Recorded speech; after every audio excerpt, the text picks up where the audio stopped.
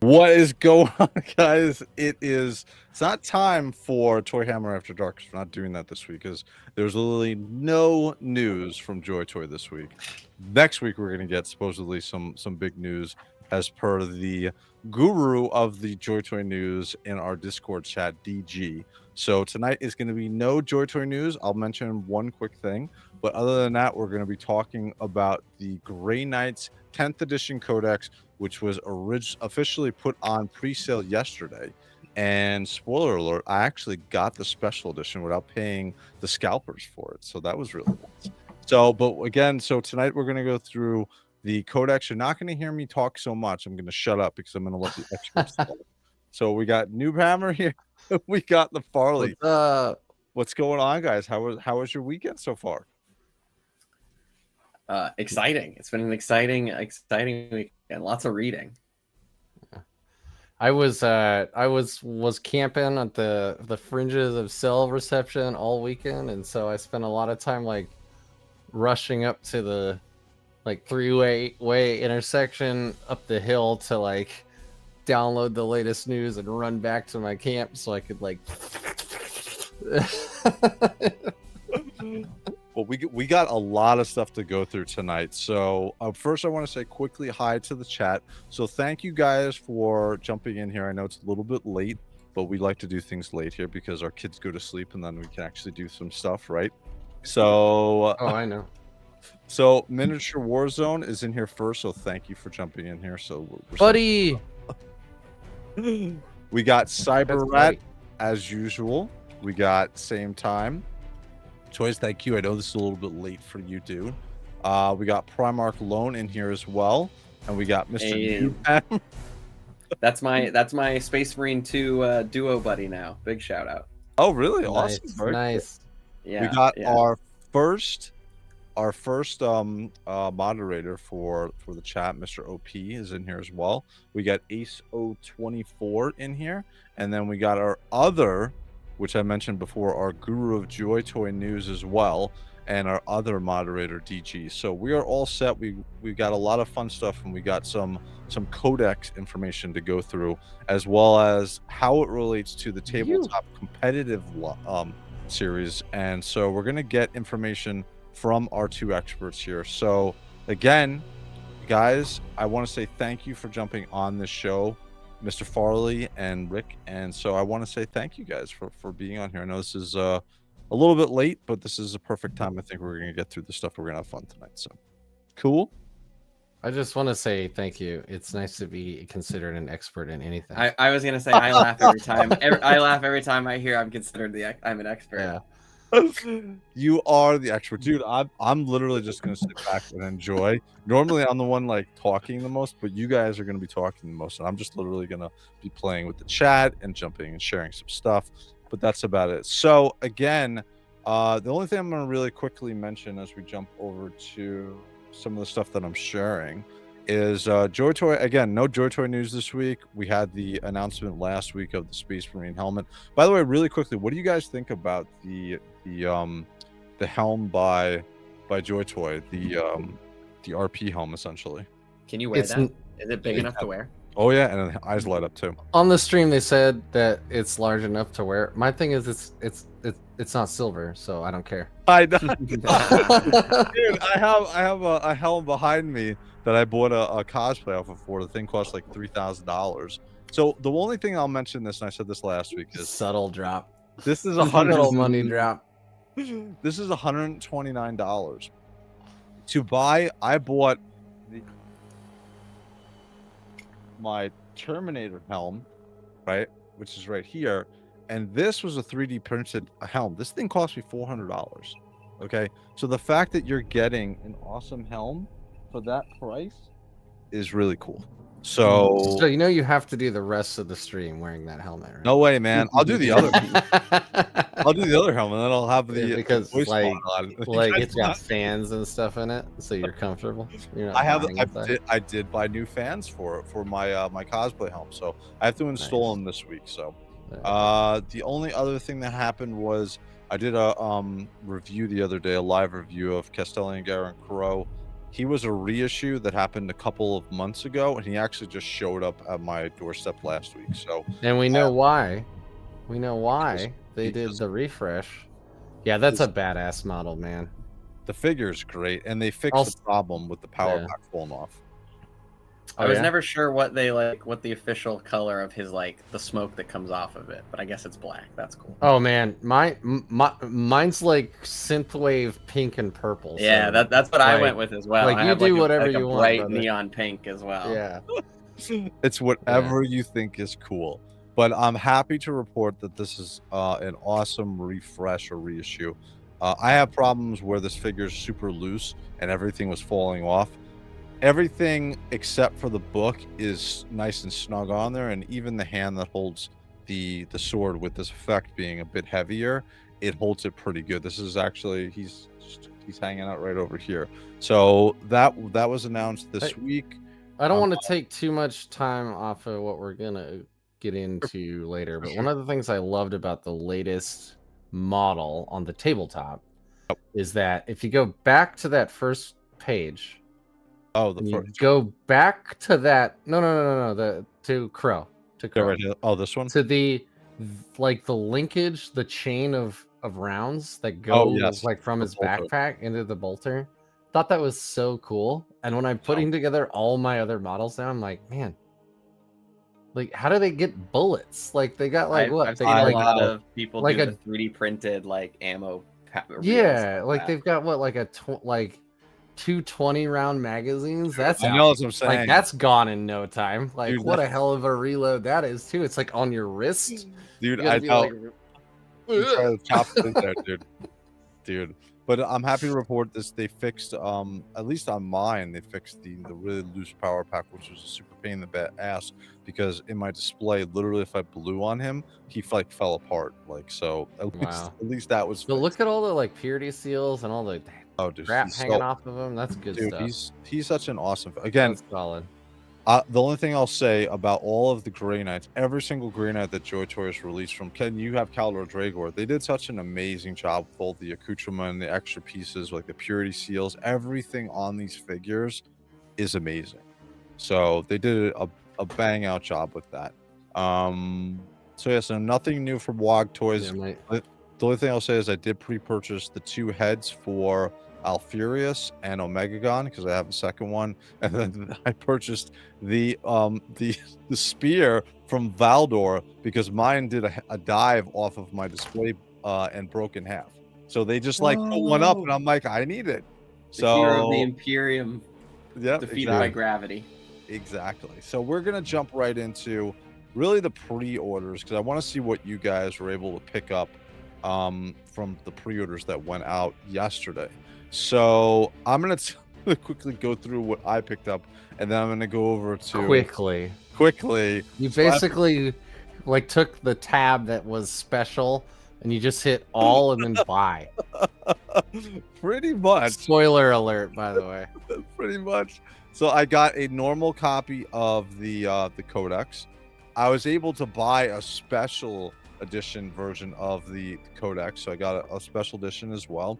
I picked up one of the Battle Force packs. I know that Mike, you weren't able to get this, so we'll figure something out so you can get. Nah, That's it's because freaking Rafe sold stole out it from you, dude. sold out everywhere, dude. Wow. I have one more chance to be able to pre-order it. Rafe One of my stole it from local you. stores. Yeah, Dude, one of my blame him. local stores said if I go on Tuesday when they do their next round of orders with their Games Workshop affiliate, sure. that I might be able to sneak in. So I'm gonna be there when it opens.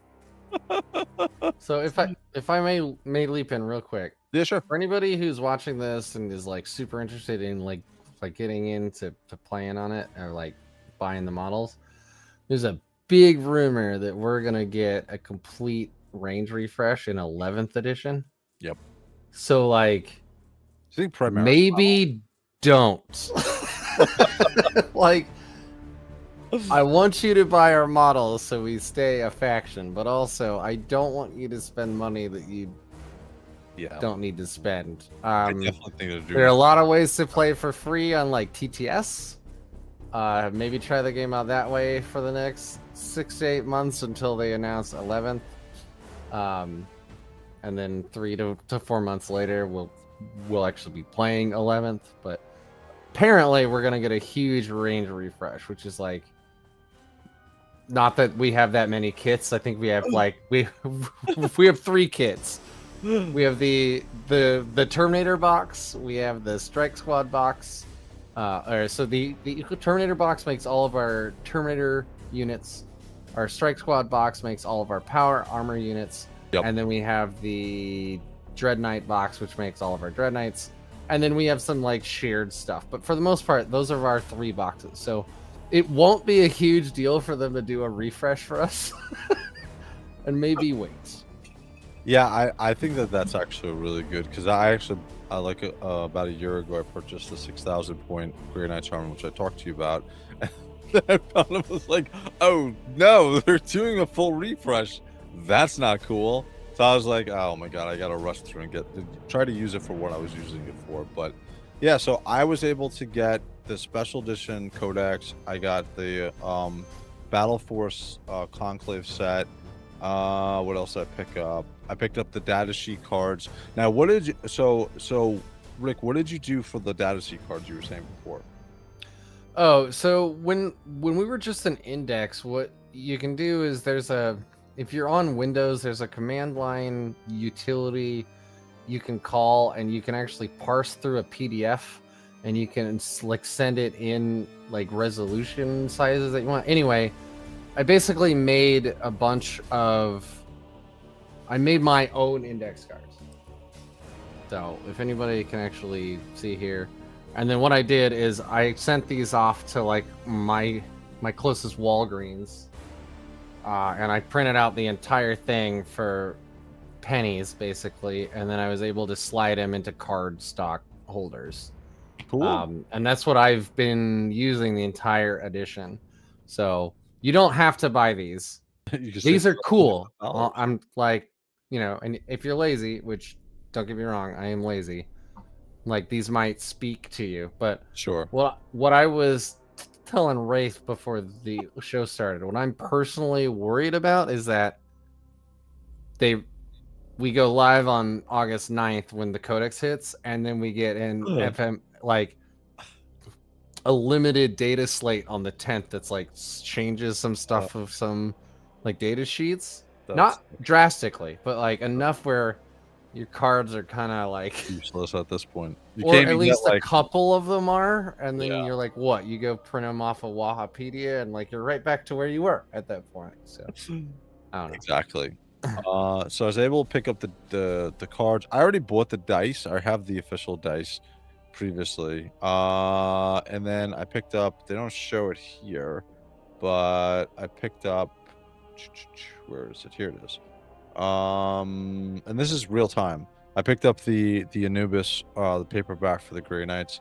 And then at the time, the omnibus is really good. Yeah. Like, so if you guys like, that's on my wish list. That's yeah, like the next no, book like legitimately totally worth reading. Not a joke. Yep.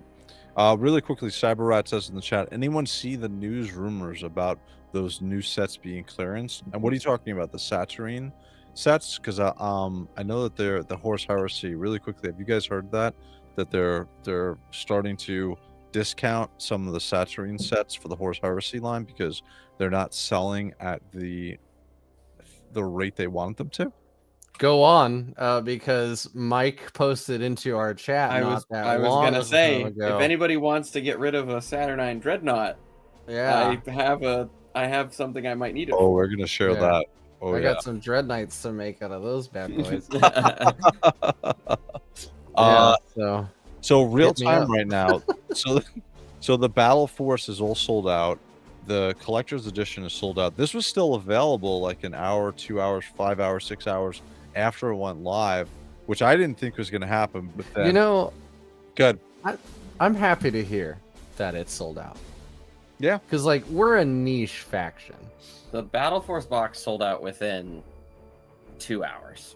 Wow, that's amazing because those models have been available since I know. I've been playing the game since the end of 8th I had them edition. like in my cart I like left, went and did something, was like, should be fine. Came back, Oh, tried to buy shit. them like maybe like 3 or 4 hours later, and they were gone. Oh my god, dude, that sucks. I didn't know that you had it in your cart too. Yeah, no, I because I had it went live like at So- 1 p.m. Eastern Standard Time. I had them in my cart, and then when I went to buy them at like 4, they were gone. Wow. So Sucks. that's The only time I've been schwacked that hard was when I tried to go to a Tool concert.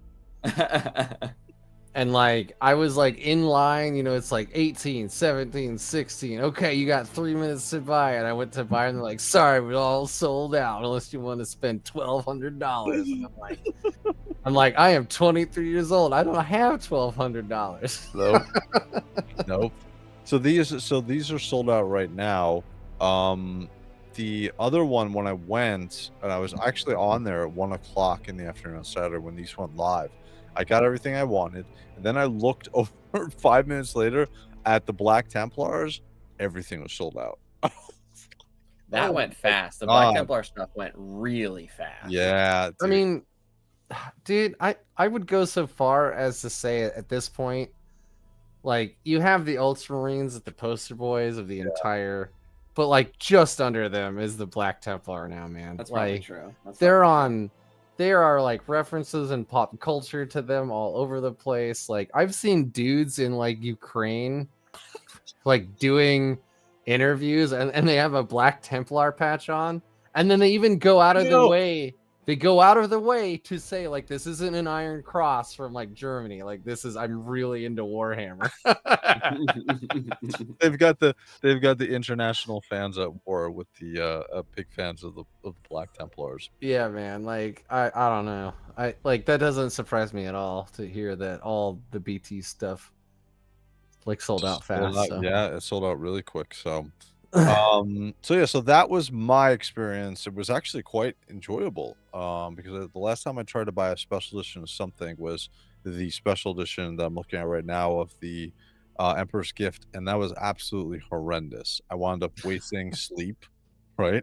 And then I didn't get it, and I wound up paying double the price anyway on eBay for it. So I am extremely happy I didn't have to pay $300 for the collector's edition for this. So, and it's essentially just the cover. So I'm happy that I got this as well as what else I got. So Mike, we're gonna start with you. What did you pick up? What were you able to buy?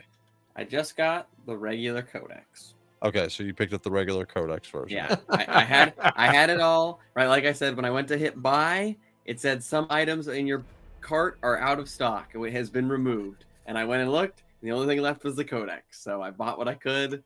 And like I said, I'm going to be knocking on my local game store door on Tuesday to talk to them when they do their ordering with their directly from Games Workshop to be like, please, please. Oh my god. And then really quickly from Miniature Warzone, when Leviathan dropped, I had the worst buying experience, as many did back then. Yes, I'm sure. That was a horrible experience for many. I remember not even being really into Warhammer, and I heard about that. So I guess I've been really lucky because like Leviathan dropped. I just called up my local like LGS, told them I wanted a Leviathan box. They said great. It was there when I went to go get it. The same thing occurred with the chapter approved mission deck, which I heard a bunch of folks had problems getting. Wow. My LGS had it. So I guess I've gotten really, I guess I'm a pampered boy. The mission decks actually were insane to get here local around my area. Where are you, Mike? I'm in Central Florida, so I'm like right in that's right. Whole, real big. Wow. I have a pretty massive Warhammer scene here, and so it was gone. I'm just south of Portland, so like Oregon. They've got a pretty decent scene in that area. Like I know, like Seattle on the West Coast has a pretty decent Warhammer scene up there. I mean, and Tacoma Open is like huge, like 45 minutes north of me. I don't want. Well, even Vancouver has like is where hour and 10, and Play On is, and they have a big scene there too. Yeah. Yeah. Really quick comment from Mr. Blake Recon Rage. By the way, we had about a week ago we had him on the show for Toy Hammer After Dark, and he showed his JOYTOY Warhammer collection. If you guys have not seen it, he has. Is that the every Ultramarines? single- Correct? Is that the Ultramarines? Yeah, dude, he's got not just the Ultramarines, he's got everything. He's got everything. Everything. So it's perfect because anytime that my wife is like, So by he's a the way, JOYTOY whale. oh dude, he's got everything. He's a JOYTOY whale. Nice. Yep. So it's hysterical because anytime that my wife is like, you have too much stuff, I'm like, watch this. Just watch this. So, and then he says also, hey, I'm in Southwest Portland. So he's Yeah. right over by you. So like Multnomah Village or you know where John's Marketplace is? I'm sure he does. My mom lives in Portland. If he's I in put that connection together. Southwest, he knows John's Marketplace. So he just said, so everything with Warhammer is selling, figures, books, merch is selling well globally. Obviously, because everything is selling out, but I don't think that's ever been a problem for Warhammer as far as this. Do you think, really quickly, guys, do you think we're in a good spot leading up to Henry Cavill's show that's going to be releasing? Probably, I think, what, 20? Yes. Warhammer and D&D, like, honestly, a lot of nerd culture has never been bigger right now. So, Yeah. yes. I agree. All right, so what about you, Rick? What were you able to pick up? I got exactly what I wanted, which was the normal codex. Sure, perfect. That's We got- all I wanted. That's what I ordered. I was the whale the other day. For You what? were. That whale. I used to play Shadowrun, which is an RPG. Oh, I love that is- Shadowrun. Yeah, I played It's it on all D6s, so I already have a bathtub of D6s, so I don't need to buy dice. Sure.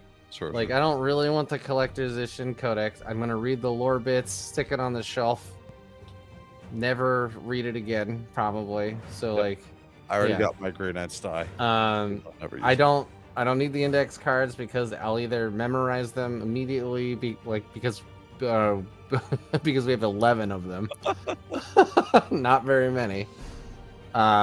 So, and then I don't need any of the combat patrols because I have 10,000 points of points, including, I don't know if you can see it, but right above me, right here, is a Grey Knight's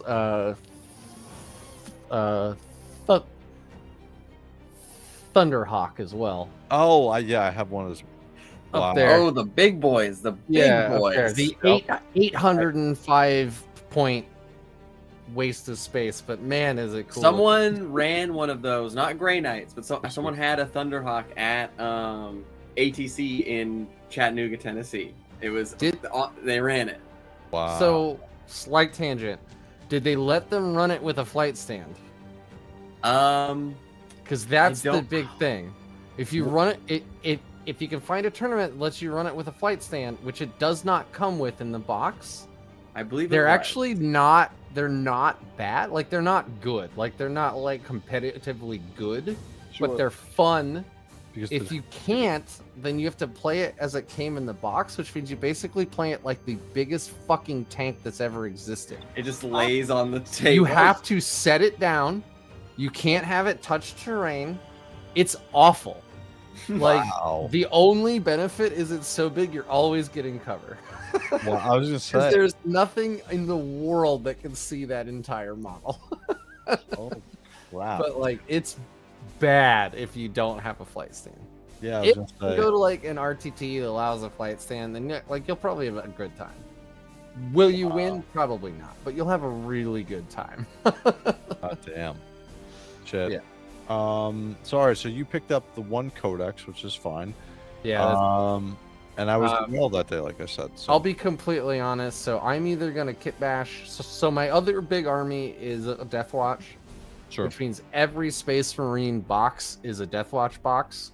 So I have a million multi-melter like barrels in bits, in cans and tins and things. So I will get the Subliminator built however way I can, or I'll 3D print it. Like, I'll just like flat out say it.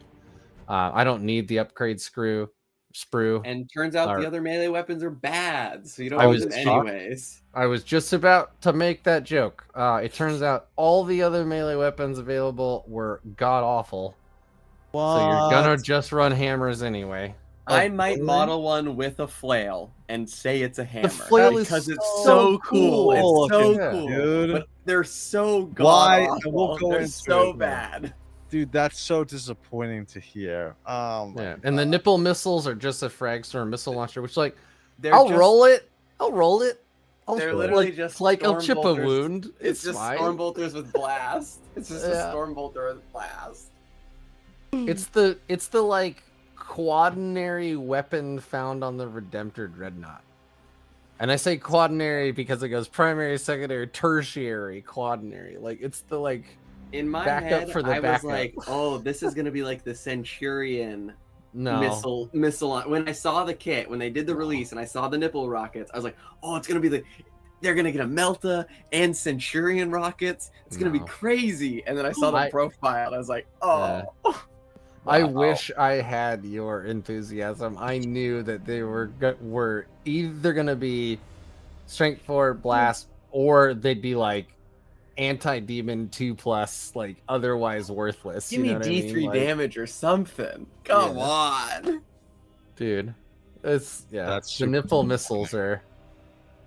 I mean, At that's least we don't probably- have that's nipple probably a good horns. segue. though. Yeah. nipple. Our boy Magnus. Magnus, man, that's like some BDSM, like you can hang a whole like chair off of that. Oh God. Although I guess that's more Slanesh than Zeech, so maybe I'm giving the guy too much credit. Anyway, what's So- this thing rated? What's the stream rated? I gotta We're- know. It is We're Toy okay. It's Hammer after dark. After Dark, yeah. It's Uh, after dark. We're completely fine. So, all right. So we went through what was pre-ordered, what everybody got, what you didn't get. So we're gonna jump right into the codex. Let me bring it up on screen here in a second. And we're gonna start at page 1.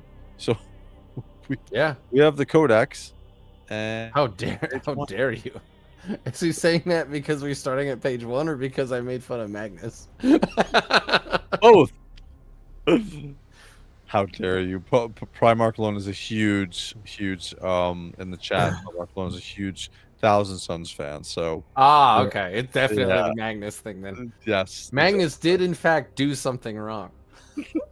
By the way, Pizza Bagel said before the Thunderhawk, there is a guy that runs one at every Tacoma Open. So, and is He's that a what- brave man. is he? It's not a Gray Knight, right? It's what is he, an Ultramarine, or what is he? What is his chapter that he runs? If you can answer the question, Pizza Bagel's in the chat. So, but yeah, so we're gonna jump right into the codex. We got 25 pages to roll through, and now is the time for me to be quiet and not talk so much. So again, I know that Mike and Rick have done a lot of research into what has changed. Man, look at that thing. Wow. Holy crap. All right, I gotta move my mic. Is that all resin too? Holy shit, dude. That thing is humongous. Oh my God. Wow. Well, everything Wraith Whoa. said, I can guarantee you she did not say those things. Show it again. I brought you to the. All right, those- all right. Let me Hold see. on. Holy crap, dude. How much paint do you need to stick on that thing? So, hold on. I'll put one. Wow. Oh, I don't have any Grey Knights here. I'll put one Death Trap Terminator on the base to like, or I'll hold it up to kind of Holy show you how big it is. shit. Wow, dude. How much? Oh my God. It's so big. So that is Wow. almost at It's- a normal competitive game. That is half your points. Yeah, it is almost entirely your deployment zone too. Yeah, I was gonna say, man. Yeah. Well, the rest of your army's inside of it. So If they were to JOYTOY this, it would be the size of a fucking dinner table. Like it would be nuts, man. Like a decent size, like 6 to 8-person like dinner table. This thing would God be huge. damn. It'd be one of those little kid like plastic cars they could get in and drive. Yeah. So the old pewter ones, you could literally beat a man to death with. I was gonna They weigh, say, like so yeah. much. Yeah. Oh my god, dude. Like one good hit and you could kill a man. You put with it the on pewter ones. put it on the table, it knocks everything over because it's so heavy. Yeah, or like if they're asleep and you've just got like surprise. Oh Like you win. my god. Yeah. This is nuts. So we're gonna start with the first page. So we got arm, and again, I'm gonna give it over to you guys. So you guys will lead the conversation, and you tell me when to move the page, and I'll add some questions go here and there, next. some group questions. Exactly. So you guys, so starting with Army Rule, Gate of Infinity, take it over, guys. Mike, go. Go so- for it, brother.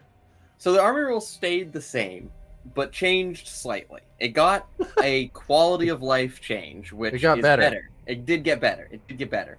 So before, the rule was at the end of your opponent's turn, you could pick up 3 units that weren't in engagement range. Yep.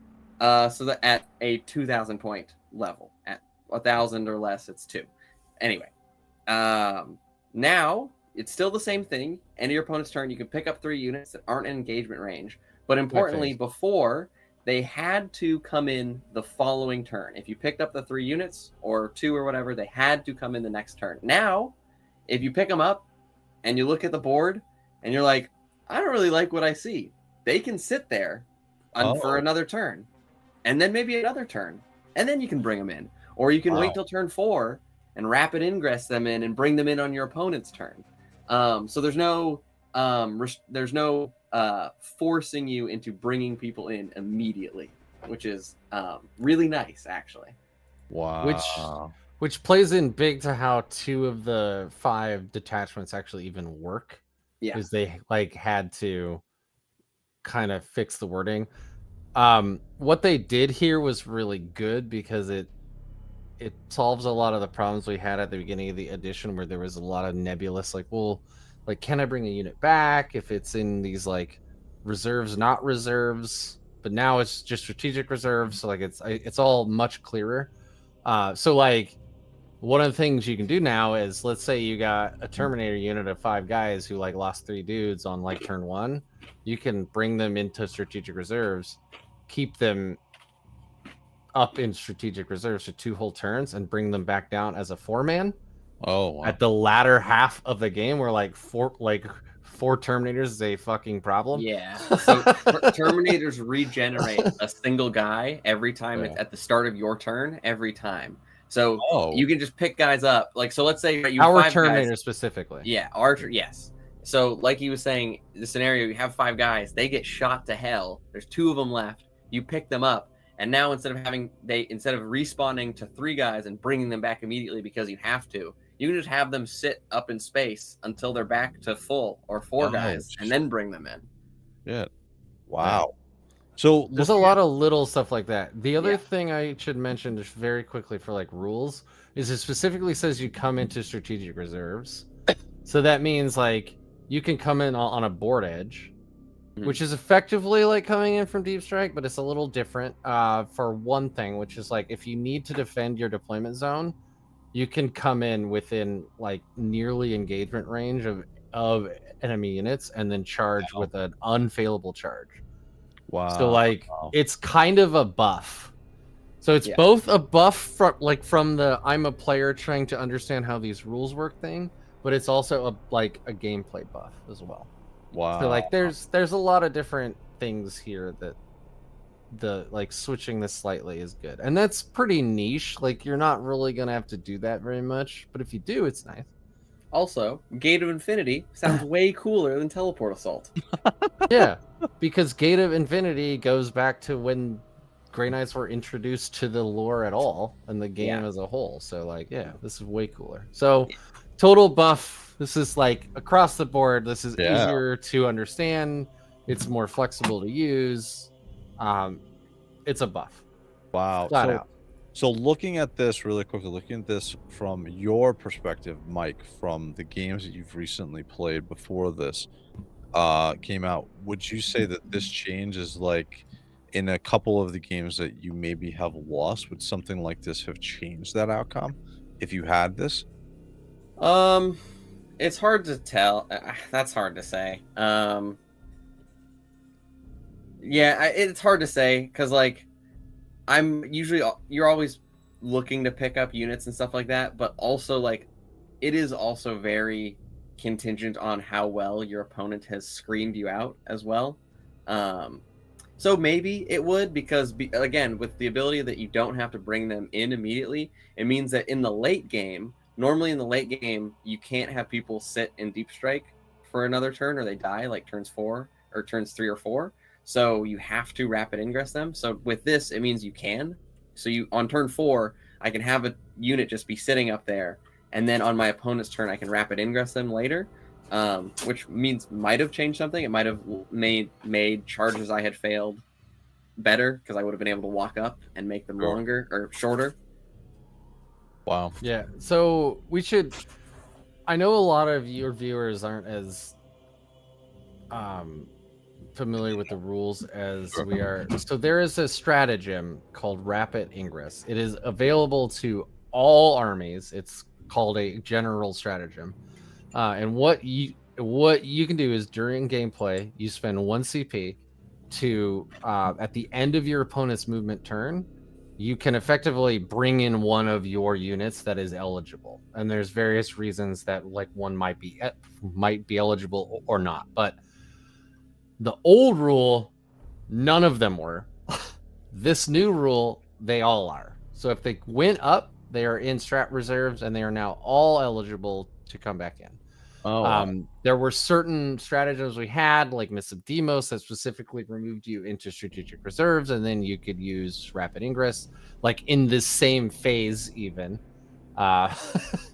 to like come off the board and then right back on the board. You can do that all the time in every detachment now with any unit. Like rapid ingress was already one of Grey Knight's most prolific, loved, and enjoyed stratagems, and you're just going to love it even more as we go into this in every detachment. And some detachments are going to love it way more than others.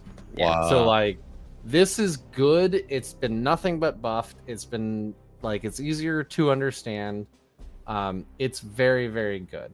So rapid, like Mike and I will probably like reference the rapid ingress trap numerous times. Yeah, sure. Because like that's one of the tricky ways Grey Knights plays. Sure. You move a unit an inch, I grab a 450 point unit, stick it in strat reserves, and then at the end of your movement phase, I've got it right back in your face, but I'm safe. Yeah. But on my next turn, I'm charging you, right? Like it's a Grey Knight ploy constantly that we're gonna bring up all the Pizza time. Bagel in chat knows. He said Tau hate this one trick. Yes, Tau hate this one trick. Guard hate this one. If you're a shooting army, you hate this one trick. If you're a shooting one army, trick doctors don't want you to know. I remember talking to Sam Manatera, who plays Tau, and he's like, one of his favorite armies is Tau, and he's like, yeah, playing against Tau is super annoying for people. He's like, because you don't like hit them. You don't hit them. You just are constantly moving away the whole time. And so I can see something like this for the Grey Knights where you're able to actually hit the Tau. Honestly, it sounds a little bit weird, but Tau and Grey Knights, at least recently what I have found, is have a very similar play pattern. There's a little bit more melee in Grey Knights, but in terms of the moving and shooting and reactive moving and stuff like that, it feels very similar to how Tau play. Interesting. Wait till we get to Sanctic Spearhead. Yes. So should I move on to page 2? Yeah. Just like generally speaking, this is an all around the board buff to our army rule, which the army rule you always have regardless of what detachment that you play. So now we're gonna get into the detachments, which are like sub factions of the Grey Knights. So this will change how you play the army specifically, but the army rule of grabbing stuff, going back, like you're teleporting all over the place, will always remain the same. Okay, cool. So Brotherhood Strike, what do we got? So this is the so Teleport Strike Force, which was the index detachment, is gone. It has been kind of morphed into this one now. Is sort of what people have decided. The detachment I think that's rule. a fair.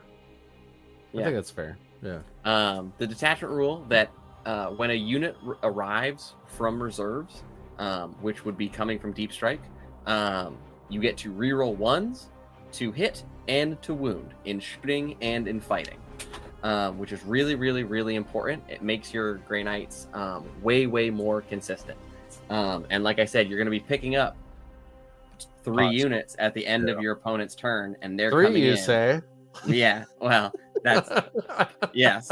You'll be Wink, picking wink.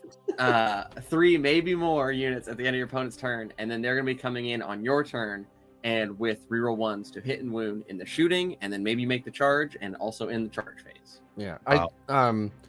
One of Grey Knight's big problems this entire edition has been the general lack of availability of rerolls. So, like, if you play normal Space Marines, you have Oath of Moment. You like pick a thing on the board for a turn. Your whole army rerolls all hits against that thing, which might be really good for some units, not really good for others. But like for Grey Knights, rerolls are hard to come by. So this is, you arrive out of Deep Strike, which means you like teleport in, like you bamf in, and you reroll all ones to hit and all ones to wound. And in Warhammer, if you roll a 1, it's always a fail. Always. Oh, okay. A 1 always fails, and a 6 always succeeds. So you all like re-rolling 1s is good. Sure. Like, you can never make it so that you always hit on 1s. You can only hit on 2s. So you want to re-roll those 1s. And we're a fairly elite army, so our guys are pretty accurate. So basically everything in the army hits on 3s, and there are ways to make it hit on 2s. So you're almost always re-rolling everything, if not like 50% of your misses. Yeah. So it's really good. Like, this doesn't sound that good. Like, this would be shit for guard. This is really good for us. Yeah. Wow. So this is a buff. Yes. Well, it's, I mean, if you want to compare the original index attachment directly to this one, then yes, it's a buff. Yeah.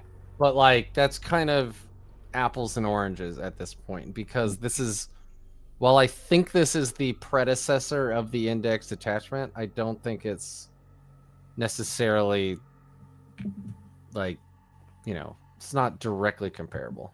Sure. Sure. If Next that page. makes sense. So there's enhancements here. Okay. So enhancements are point upgrades that you can give to non-epic hero characters, so non-named characters. So Grandmaster Voldus can't take any of these, and Castellan Crow can't take any of these. Spoiler alert: Haldor Drago All right, let's and get Captain into it. Stern. We're If gonna we want to just rip that Band-Aid off We're gonna now. do it right now. So He's stuck in Nurgle's garden. He's fucking that shit up again. Yeah, Drago has been He's lost making in Nurgle the hate war himself again. until we most need him. That's the thing. I Yeah. think we just don't need him enough yet. Yeah. So you know. Yeah. But Drago has been retired to Legends. Rest in peace, King. You will be missed. so Which, like, to me is wild, honestly. Like, he was kind of, I don't know, he was kind of overcosted, but he did give us a delivery ability, which is so when you come in from Deep Strike, with this army is doing all the time.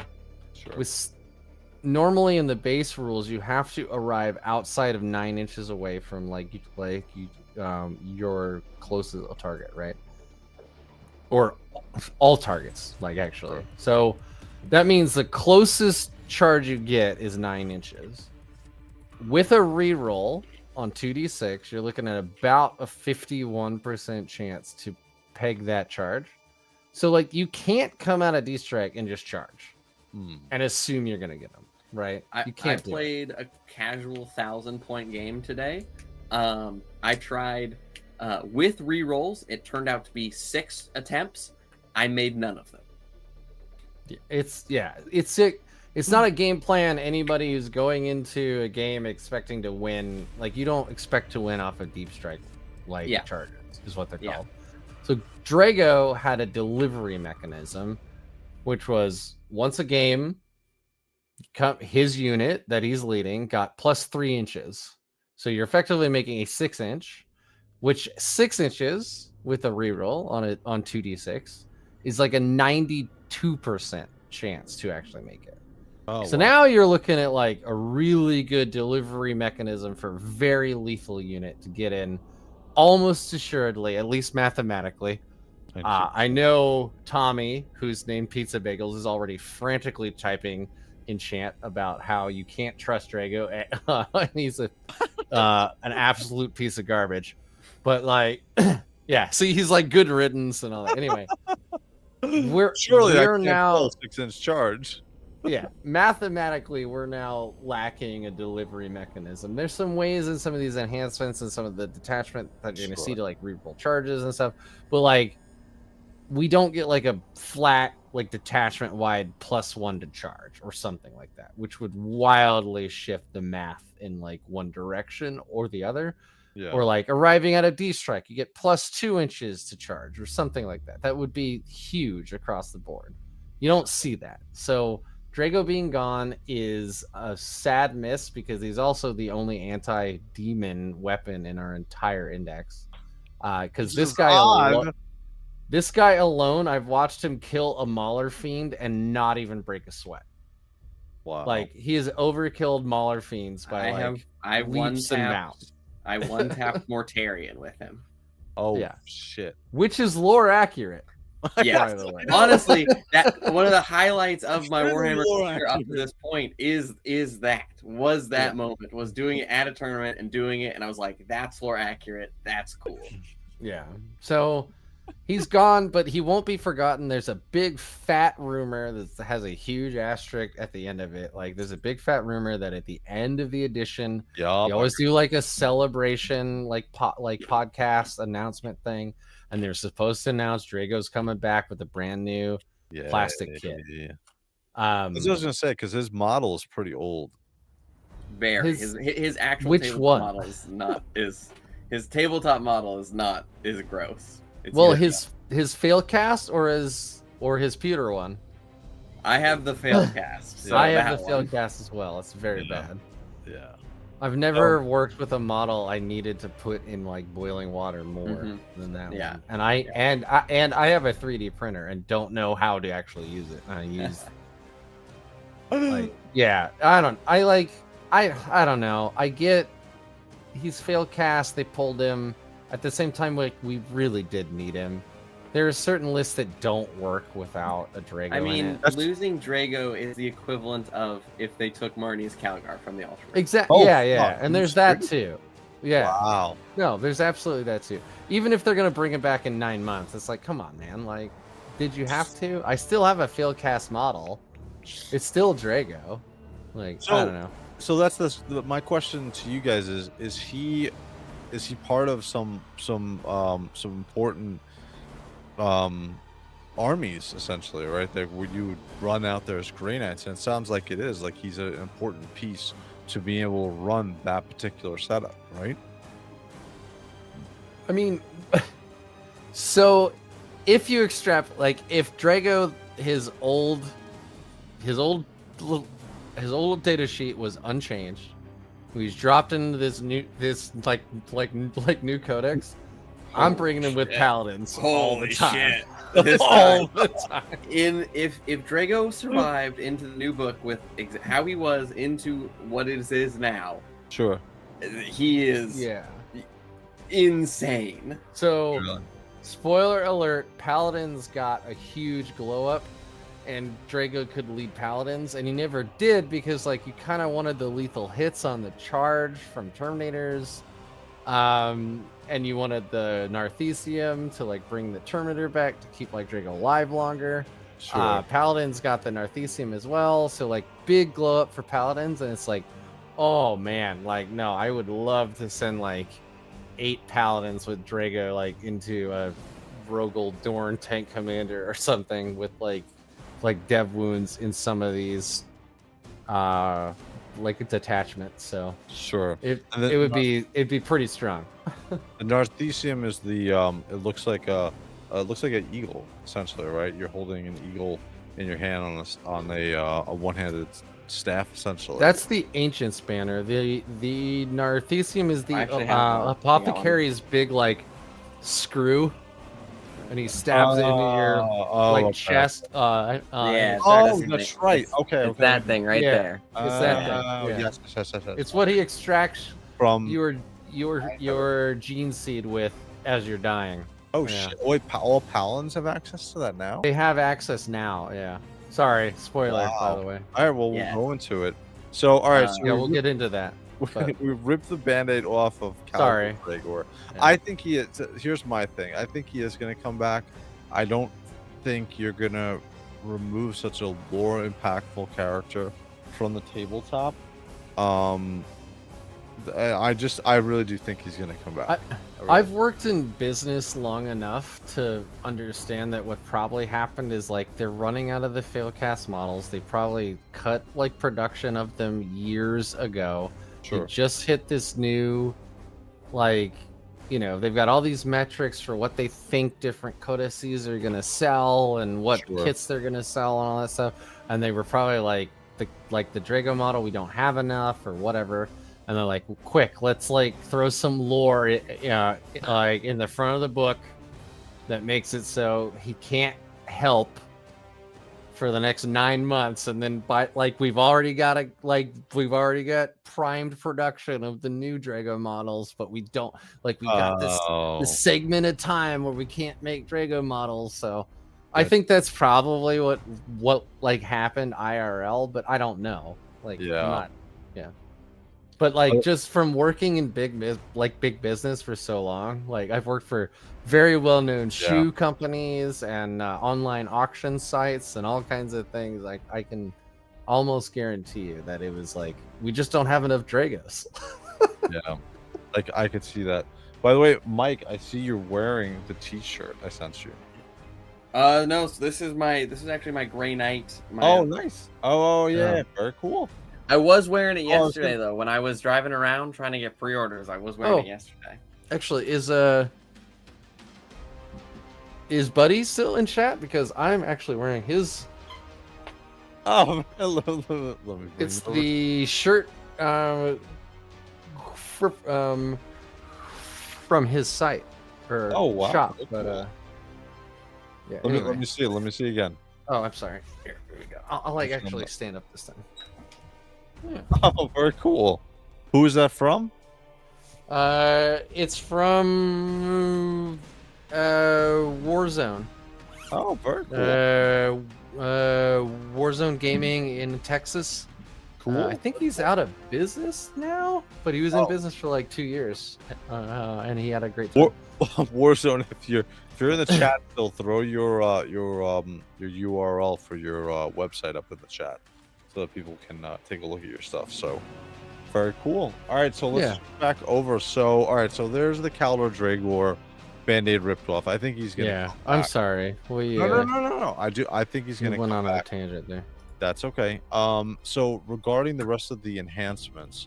Yeah. So the enhancements they go on regular characters. So unless there's restrictions, so it'll go on your Grandmaster Dread Knights, your Brotherhood Champions, your Brotherhood Captains, your Grandmasters on foot, your Tech Marines, your Venerable Dreadnoughts, which are characters now.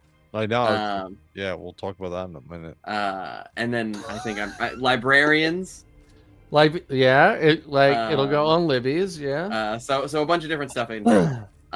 Very quickly, just knocking them out. One means you can't be overwatched, which is a another stratagem that is a general stratagem that everyone has access to. Every army has access to, which is when a unit starts a move or ends a move within 24 inches of you, you get to shoot at them, but you only have when they move in their turn, but you only hit on 6s. So right, they do it in Chaos Gate too. You set up Overwatch, same idea, but you hit it's hard to hit. The nice thing is flamers, which we have really good flamers. We have some of the best flamers on yes. infantry in the entire game, by the way. Yes, our flamers are incredible. Flamers don't hit; they skip the hit, they auto hit. So flamers are really scary in Overwatch. So this the first enhancement means your unit, the unit that the character is leading, can't be overwatched. So other armies can't do it to you, which is good. Oh shit! Wow. The next one is when you deep strike in, you do a pulse of mortal wounds, which are like just unsavable damage to units within 12, which is cool. Coming down, yeah. Yeah, you drop in, and then every unit within 12, bang, takes some damage. Every enemy unit, thankfully. Yes, every enemy unit. It does say enemy unit because that's actually a thing that can happen. Really? Yes. It says every unit, that includes friendly and enemy. But this one specifically, like vehicles explode, will do damage to your own to yourself as well, your own units. So this is the blinding aura. So this sounds like in Space Marine 2 when the Thousand Suns teleport in. Right before they teleport in, there's that huge damage that comes out. So it sounds like the same sort of thing. So, don't compare us to Thousand Suns. How dare you? The third one is when you set up from Deep Strike, you get to reroll the charge, which is really nice because it's nice, it's cute if it's a cheap points filler. But like Rick was saying, coming outside of 9 on 2d6 with the reroll is like 47 or 51%. So it's right in there. Yeah. So this just means you don't have to spend a command point on it, but you still just could fail. And that's another thing that I think some veteran players like wash over. One of the rules is you can never reroll a reroll. So like there's another stratagem every army has, which is called command point reroll. And it specifically calls out things you can that you spend 1 CP and you can reroll. So you can reroll an armor save, an invul save, a charge roll, whatever, right? There's like a very set list. For Grey Knights, a lot of the times you're going to find yourself using it to reroll a charge roll because goddamn, like I need to make that 7-inch charge. And I rolled a 5. God, I need in there. This one specifically says when you set up out of Deep Strike, you get to reroll. So it's not you get to reroll anytime, it's just Deep Strike. Which means you're rolling on that 9-incher, and that means you're spending points to make a 50% chance to like peg your charge, which is to me not worth points unless it was like 5 points and I had throwaway points to throw on like character. It's not. I think it's like 15 or 20 points. It's not worth it to me from a competitive standpoint. Yeah. Sure. It's just the math isn't there. If it was you get plus 3 inches to charge, like, hey, I'm gonna spend that 20 points. I'm gonna stick that on a like Brotherhood Librarian or a Brotherhood like a Grandmaster or something. I'm gonna get that one set piece unit I really need to get out of Deep Strike to charge. I'm gonna get them to charge. Like the mini Drago, but that's not what this is. So it's pretty lackluster, especially because this specific detachment is all about coming in and out of Deep Strike, in and out of Deep Strike, in and out of Deep Strike. And as you do that, you get leave big Deep buffs. Strike most of the time if you are in engagement range, if you're in melee. Yeah. So it's the last enhancement. Yeah, go ahead. The last enhancement is. I'm just saying it's not good. That's all. The last enhancement is an auto include, pretty much. Sure. While the bearer is either on the battlefield or in Deep Strike, you get to pick up 1 additional unit with the Gate of Infinity rule. So the Gate of Infinity rule is you can pick up 3. This means you can pick up 4. And then with the detachment ability of rerolling 1 to hit and wound, when you arrive from Deep Strike, it means now you're having 4 units that are rerolling 1s to hit and wound. Oh, wow. And an important caveat in the ruling is it's just while the bear is on the battlefield. So like you could, I'm not saying this is good in this like detachment. I'm saying you could put this on a tech marine who's following around a land raider or something. As long as he's on the battlefield, it's not his unit that gets to get picked up for free. Any other unit can get picked up for free. Oh, Yeah, it's So- just you get to add 1 to the Gate of Infinity rule. wow. So you're picking up 4 instead of 3, up to 4 instead of 3. So is it an auto take? I think so. I think if you were playing this detachment, I think the other you can only take 3 enhancements max anyways if you have the points for them. But I think even with that, I think you maybe take Banishing Wave, the one that does mortal wounds when you drop in and do like a pulse, because that's kind of cute. But that is only if you have points left over. I think if you're playing this attachment, you are always paying the points for the Tome of Forbidden Ways for the extra. So Banishing up-down. Waves is 20 points, at least in the leak, and Tome is 25. Yeah, So you're not probably bringing both of those. yeah, that is true. That's 45 points for both. Yeah. So you're probably you are only taking the Tome. Interesting.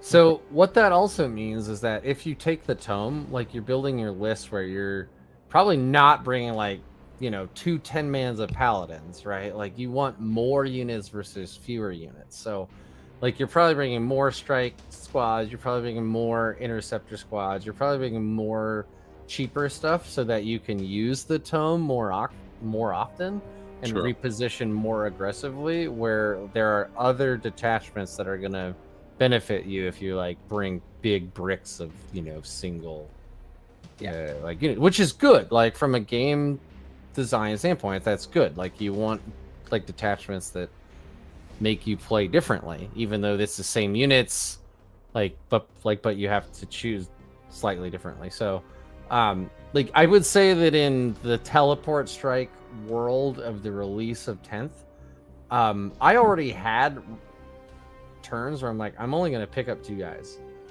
Huh. Because I just don't have enough dudes. Like my shit's expensive, and if I want to actually contest like primary, I have to like keep them on the objective, so I can't grab them. But this allows you to be like, oh, like this is a great thing where like at the beginning of 10th we like take librarians because they're a single like 40 millimeter base. We drop them behind enemy lines, we'd score some points. They're a Terminator model, so to kill them you still have to kind of like, you have to put something into them that's not like bullshit. Like you have to put something meaningful into them to kill them. This like lets you just grab another Libby or something, a Brotherhood champion that you're just using to score points, and you get to pop them back into deep strike. So Wow. that's fantastic. Like this is means really you can good. like pick up 3 Dread Knights, go kill what you want, but also your strike squad is also going over somewhere else to secure. Oh shit. Yeah. So And that's the thing, is like if this is on one of the Grandmasters that's already being picked up, as long as he's still on the battlefield, you can pick up that strike squad. It's the wording that's very like important here. Yeah. It's So it seems like- not the bearer's unit, it's any unit. I got it. So it seems like this is an auto take then, if you're playing. In this detachment, it would be very hard for me not to take this, even at 25 points. Sure. Every list I have made with this detachment has it in it. Yeah. Interesting. So next page. So every detachment has 6 stratagems. There is which are, like I said, like there are the core stratagems that every army has access to. There's like command point reroll, rapid ingress, and a bunch of other ones, grenades. Then every detachment in the game has 6 stratagems that then they have specifically to themselves. Sure. I can't actually read it from. I'm already Fire away. already ready to go. So the first one is True Silver Channeling. 1 Grey Knight's infantry unit from your army that has not been selected to fight this phase. This is fight phase only. Until the end of the phase, psychic weapons equipped by that unit have the devastating wounds ability. This is 2 CP, which in the CP cost analysis of the meta as a whole, 2 CP is pretty expensive. Almost everything is 1 CP. Oh. But devastating wounds means anytime you roll a 6 to wound, your damage isn't done as like 2 damage, it's 2 mortal wounds. Oh. Which is It just goes straight through. You don't get it a goes save. straight. Yeah, there's no save. It's also really good when you're trying to punch up into like, oh, this is like a big Imperial Knight, and I'm like a strike squad guy, and I just want to do some damage.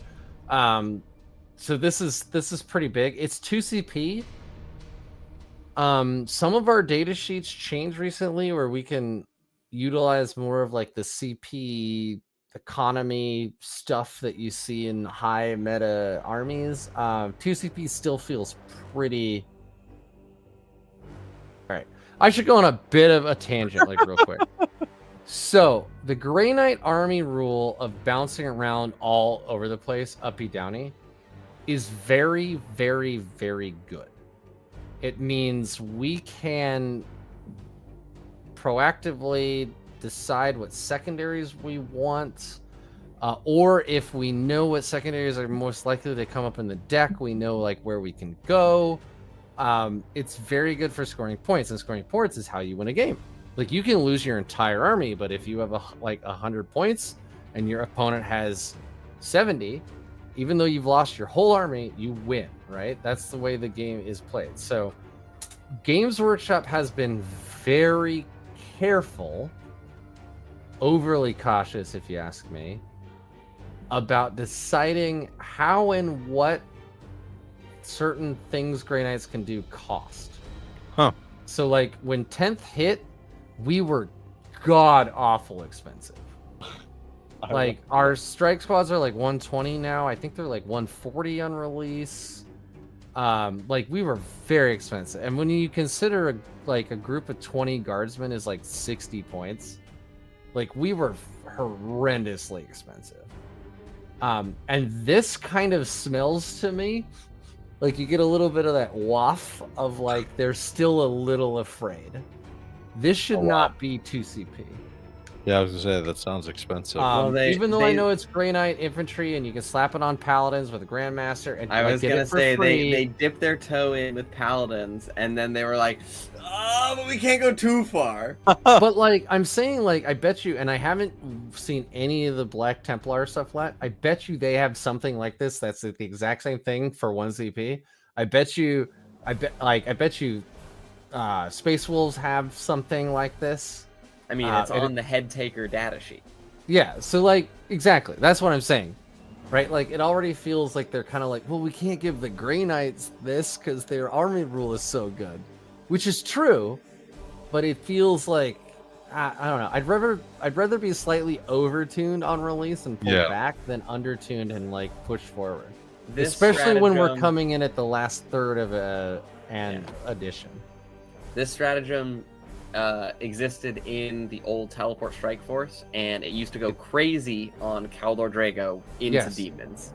Right. Big sad. Big sad. Well, because he was anti-infantry 2+, demon, which then anything that's 2+ becomes a critical wound, which makes them devastating wounds. But we don't see that. Yeah, that doesn't now make sense anymore. We don't have any well, I guess except for some shooting. We don't have any anti whatever, and this is specifically fight phase anyway. Yeah. So like this. So this is only triggers on the roll of a 6, no matter when you use this. Yeah. So like this feels like you stick this, even if you have 8 paladins with a Grandmaster on it, like they make it 1 CP. Feels like this should be 0 CP. Personally. Because other armies have access to this stuff. Yeah, like, you're using this once a game is basically what he's saying. Yeah, like you are going in, you have your head taker unit, not literal like on their data sheet it says head taker, but like you're going there to like assassinate a thing, Sure. It might be a big knight, or it might be a group of like whatever. Like you're going in there and you want to kill that thing, and you spend this 1 CP to guarantee that that thing dies. Interesting. So Oh, Pizza Bagel says in the chat, first 10th edition army was 4 times 5 Terminators and 2 strikes. yeah, and I think you could throw in a couple of characters as well. But it was like we had like 5 units. We were so expensive. Because they were so afraid of this army. Like the ability to be anywhere on the board at any time that you want, effectively, Sure. right, is insane in a game where most of these secondaries are, and primary are, you have to be on X point at Y time to score Z points. Well, guess what? We can be on like X and Y is at our choosing. But yeah, between that and the 2-up armor save across the board, they made Grey Knights very expensive. Yeah. Interesting. So that's a huge like tangent, but I think we had to get it out of the way. It's historically speaking, Grey Knights or Games Workshop's had a problem in 10th with balancing Grey Knights. All right, are you good to go, Mike? Yeah. So the next one, this one is a little wonky. All of the books that you will get are immediately invalid because of this single stratagem. Was it Combat Manifestation? Yes. So Combat Manifestation says in your movement phase, any Grey Knight unit that is arriving using the Deep Strike ability. Normally, the rules for when you arrive out of Deep Strike is you have to be 9 inches away.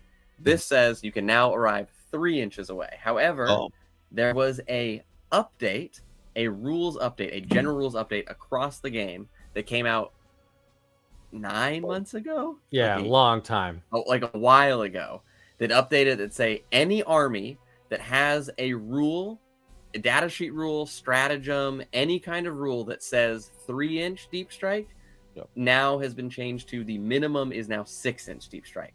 So all of the books you're gonna get are gonna have this printed at 3 inches. That is no longer the rule. Yeah. So this tells you 2 things. Well, one's historical. It is a very good rule still. So, but it is not printed right. Exactly. So since I've been playing, which is 8th edition, Grey Knights have had access to a 3-inch of deep strike. It is pretty much the only faction that did. It is pretty much the only way we were able to stay competitive at all. Because what happens is people usually leave some shaft behind on like an objective to hold it. We could come in within 3, be in control of the objective, shoot the shit out of whatever they left there, and then we hold it. Right? It was like one of our linchpins to score anything. Because if you look at a 40 millimeter base is the size of an objective marker, 3 inches around that on all sides is how big a control zone is. So if you can drop within 3, you can drop within the control zone. But at 6 inches, you can't. It's impossible. There's no way, like mathematically, right? You just can't. So, but they started to give 3-inch deep strikes to a bunch of other armies, like Tau, which had way better shooting than we did. And it blew the meta out of the water. And they're like, whoa, we can't have 3-inch deep strikes anymore. That would be broken. So Space they Marine took it away from Inceptors everybody. got really good. Yeah, so we lost one of the things that made us like kind of unique. So yes, unless they update the data sheet to say everybody except Grey Knights aren't allowed to land within like 3 inches, right? We're hosed. This is actually a 6-inch, which is still like, I gotta say, a bunch of purifiers landing down at 6, hosing up some enemy infantry with like their amazing anti-infantry fire is still good. But especially when you look at the fact that it says they are not eligible to declare a charge, where Death Guard you can drop within 6 and still declare a charge on one of the scariest melee units in the fucking game. Seems a little absurd to me, but also, I'm looking through a certain lens. It does mean that So the Grandmaster Dread Knight got a new Melta gun. To get inside of Melta range, which is the damage on the gun at its normal range, which is 18, is just a normal D6. If you are in half range, which is 9 inches, you get +4 to the damage. Wow. But normally you'd be deep striking outside of 9. This means that you can deep strike a Grandmaster Dread Knight inside of that extra damage range, which is really nice. So you can get a little extra damage like that way, especially when you're coming in from deep strike, you're re-rolling hits of 1 to wound and hit. So it's not like a worthless stratagem. I just want to give some context. Sure. Used to be 3. So the other point I was gonna make is the fact that 3 inches is actually printed in this codex means that this was decided on over 6 to 9 months ago. Yeah, I was gonna say that they had ample opportunity to change it if it was during the production run, but looks like they had this already done. Yeah. So the meta that they're trying, like the book is gonna drop into, is very different than the meta that they were designing the book when they built it. Yeah. So it's very like you see stuff like this and it smells old, and you're like, yeah, okay, it is old. The next one is Purgation Pattern. Your shooting phase, 1 Grey Knight's unit that has arrived from Deep Strike and has not been selected to shoot yet gains sustain hits 1. You're gonna put this on a Grandmaster Dread Knight every fucking time. Yeah, you're gonna be clicking this button every turn. Yeah, the Grandmaster is going to drop in from Deep Strike, re-rolling hits of 1, wounds of 1. Now it has sustained 1, which means that every time it rolls a natural 6 on its hit roll, it gets another extra hit. So this is the kind of thing like sustained hits 1 is where you have, I mean, this is this is innately built into the silencer profile, but in Warpbane, I'll have a Dread Knight shoot 12 times and hit 14 to 15 times. Oh wow! Because of the sustained hits rule. And so this gets really scary on high damage weapons. So the Melta gun I was talking about, if you happen to get crazy lucky, it's 2 shots. If you roll 2 6s, your 2 shots become 4 on like these crazy high damage shots. So it becomes very scary. Also on Purifier squads, that can, like a big 10-man with Crow puts out 24 Purifying Flame shots. And then if you have no special weapons, it puts out another 44 Stormbolter shots. And so every 6 you roll then generates an additional hit. So you can drop in and just... So you're shooting 102 times. Yes, yeah. Wow. And every 6 is an additional hit. It sounds like something like the orcs would have. Yeah. Yeah. Well, that's the thing, but our guys hit on 3s and orcs hit on 5s. Yeah. Oh, they're constant. And with and the we're detachment rerolling ability, ones. yes, exactly. So every 1 you roll is a chance to then roll a 6. Yeah. I get it. So like really your opponent wants you to roll 104 dice and see a whole lot of 2s. Like a lot of 2s. Which is mathematically not gonna happen, right? Sure. So, sure. So what's duty unending? So this one is very cool, actually. It is in your opponent's movement phase, just after an enemy unit within engagement range of so in combat with 1 or more of your 1 Grey Knight unit falls back. 1 Grey Knight unit that is not within engagement range of 1 or more enemy units. It is then placed into strategic reserves with the deep strike ability, which is really awesome. So it means that your opponent has 2 options, or 3 options, and 2 of them involve you taking no damage, which is awesome. So infantry, while they are engaged in combat, cannot be shot at by other targets at all. The only thing that can shoot them would be if they are touching another vehicle, and the vehicle then in combat can shoot them. But nothing else that is outside of combat with them can shoot them if they are in combat with them. Wow. So it means that if your opponent falls back from them to want to shoot them, you can go teleport away. So it Wow. means that you've taken no damage. Wow. The other option is they And don't then- shoot you at all, which means you Right, stay there, but yeah. they also have not shot you, so you've taken no damage. And then the third option is they happen to have something that they think can kill you in melee, and then they charge into you.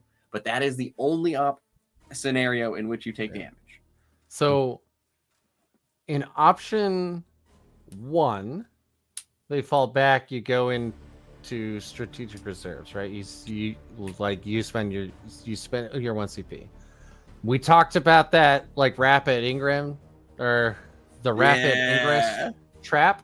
So it says, like right there, it says in your opponent's movement phase.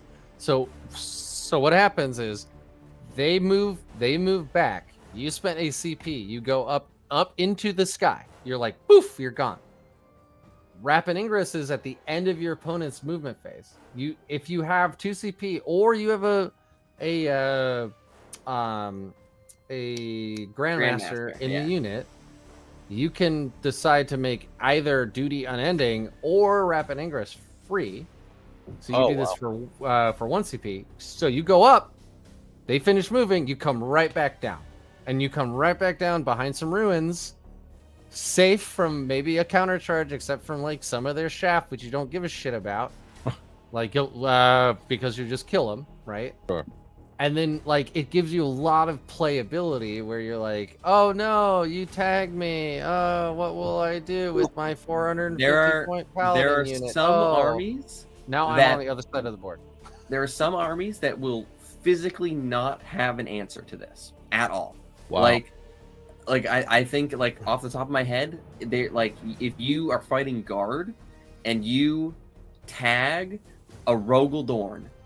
The Rogaldorn, a lot of their guns are blast, so you can't shoot into your own combat. So vehicles can shoot into combat. The only time they can't is if the guns have blast.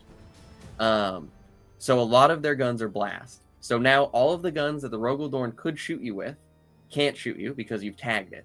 It also means that the only way they can shoot you is if that Rogaldorn falls back from you. If it does, you can now start that cycle that Rick was talking about, where you teleport away and immediately come back in. And guard don't have anything that has the ability to melee you to death like that. Wow. So you are just now existing in this guard army or going back into deep strike forever. Wow. This stratagem means that a Grandmaster and 8 Paladins saunter up the field into an entire guard tank line, giving them the middle finger from both gauntlets, charge into the closest thing they can see. Flip it, because Paladins are awesome. Yeah, they can't be shot if the thing that they charge doesn't fall back. If the thing falls back, they go into the sky and can't be shot. And then at the end of your opponent's movement phase, the same phase that they left the game in, they come back and they do it again the next turn. Damn. And you just do that for 5 rounds. Holy shit. It's good.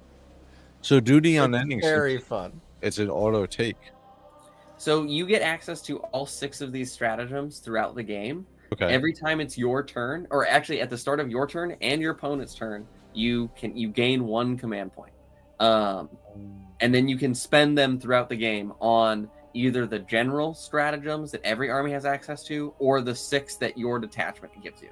And every army has detachments to pick from.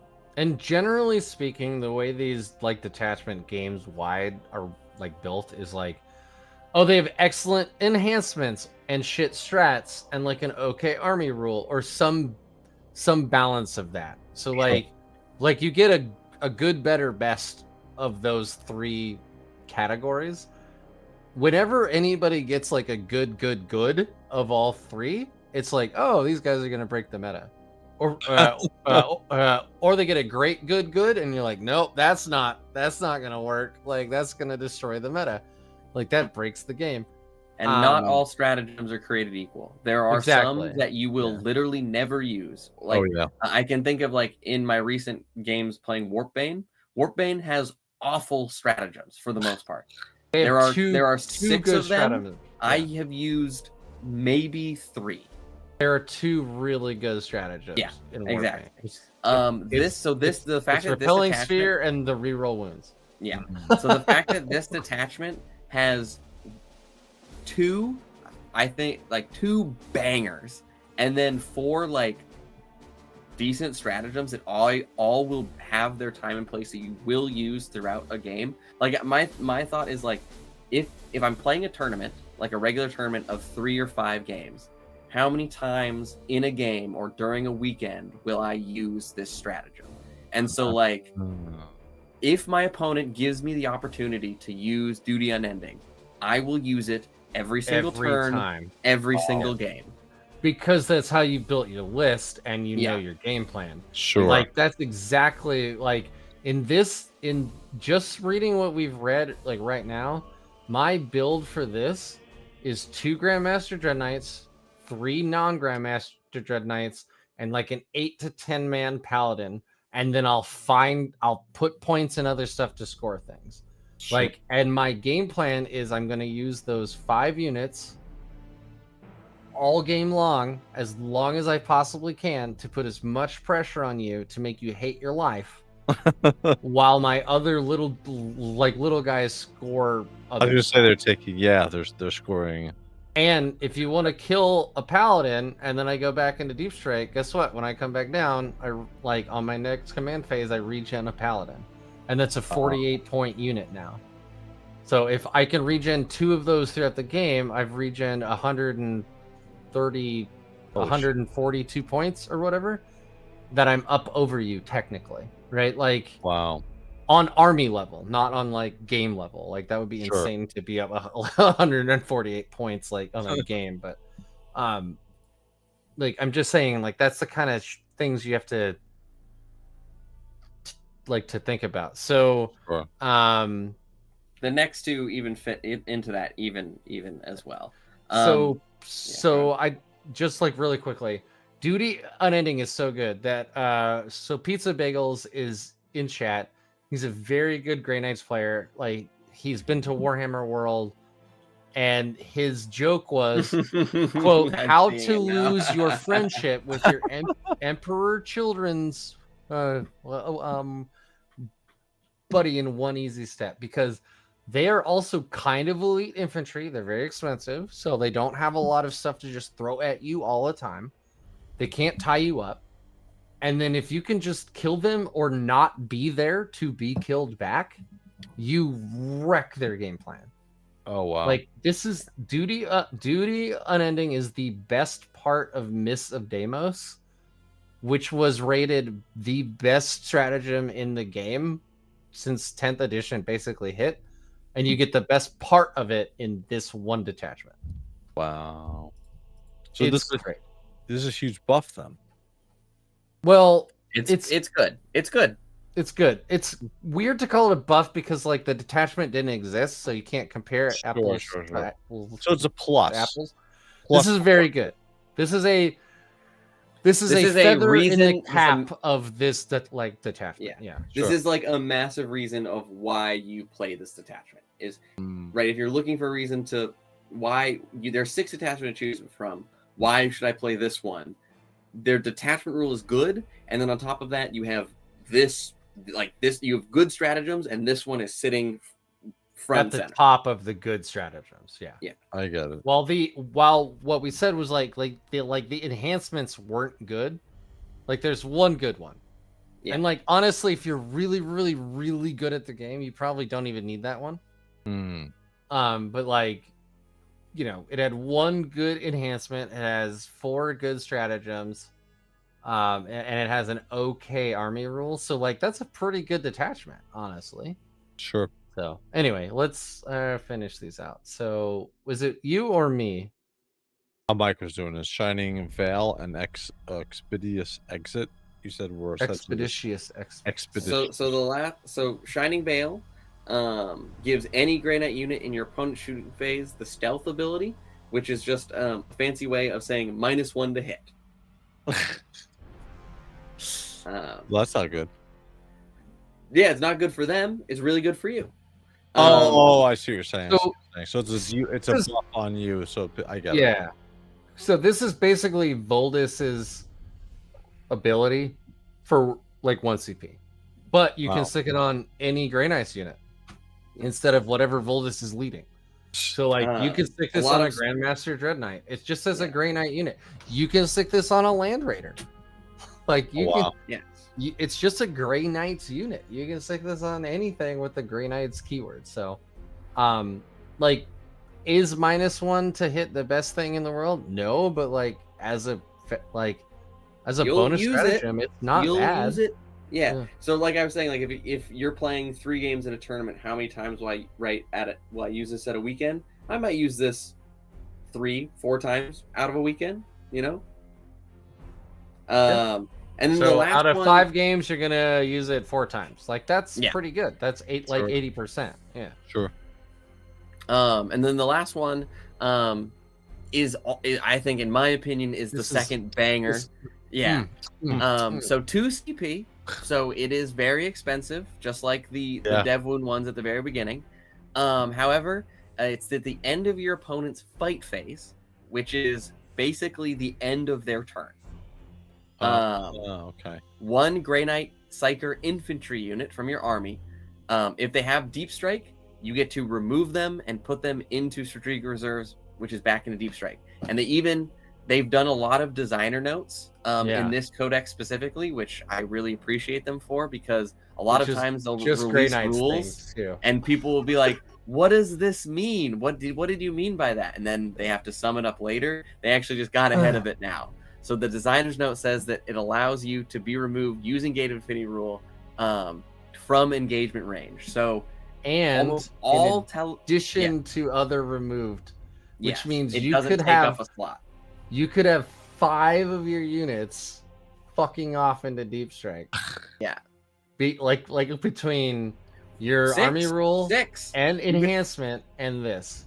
And then you screw it. You have the CP to burn 1 CP, and then you do Duding and Ending and get out of there. So you picked up 6 units at the end of your opponent's turn, or your which is well over half of your army. Yeah, like that's like you'll probably never do that, but it's funny to think. It's possible. It's technically possible. And the big thing that makes this really good is, 1, you can pull out of melee, out of engagement, and almost no teleport abilities in the game let you do that. There isn't one. This is the only one.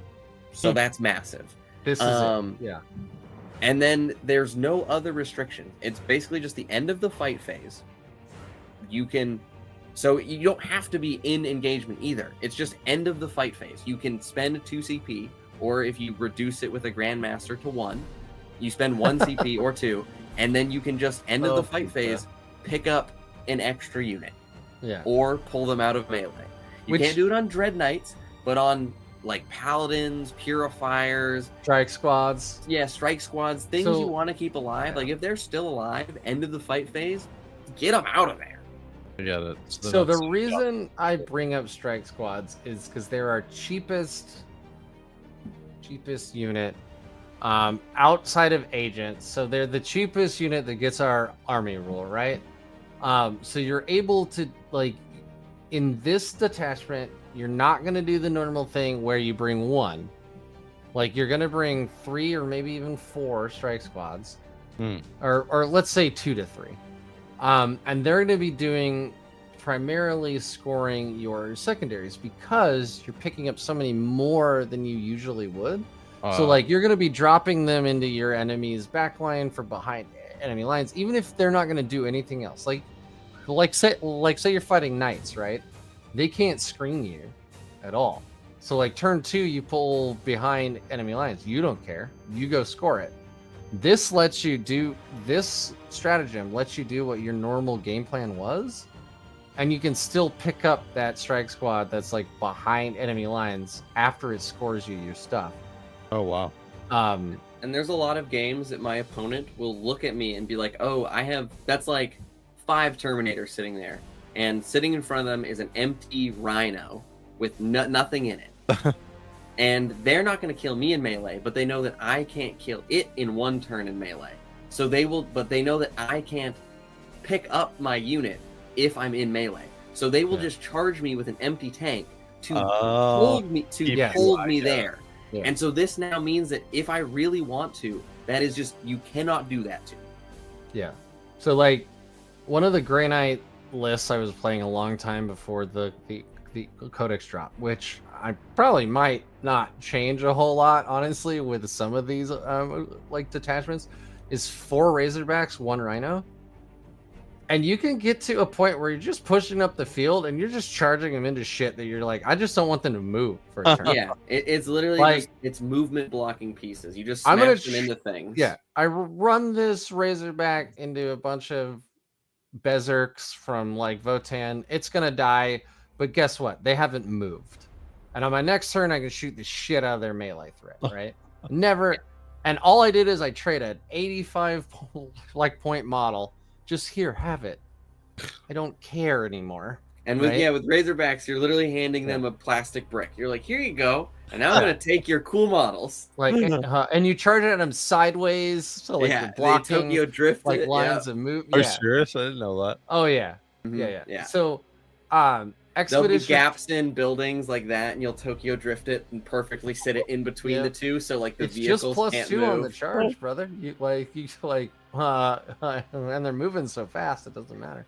Anyway, so people this means they can't do you. that to you. Yes, yeah. I got it. If they try to be like, oh, I'll feed this like 10-man paladin brick a Razorback, you're like, great, I don't care. Like, first of all, I've killed it. It's the end of your fight phase, and then I'm out of here. So, that's hysterical. So like in terms of grades for stratagems, there's like 3 A's and everything else is a B. Interesting.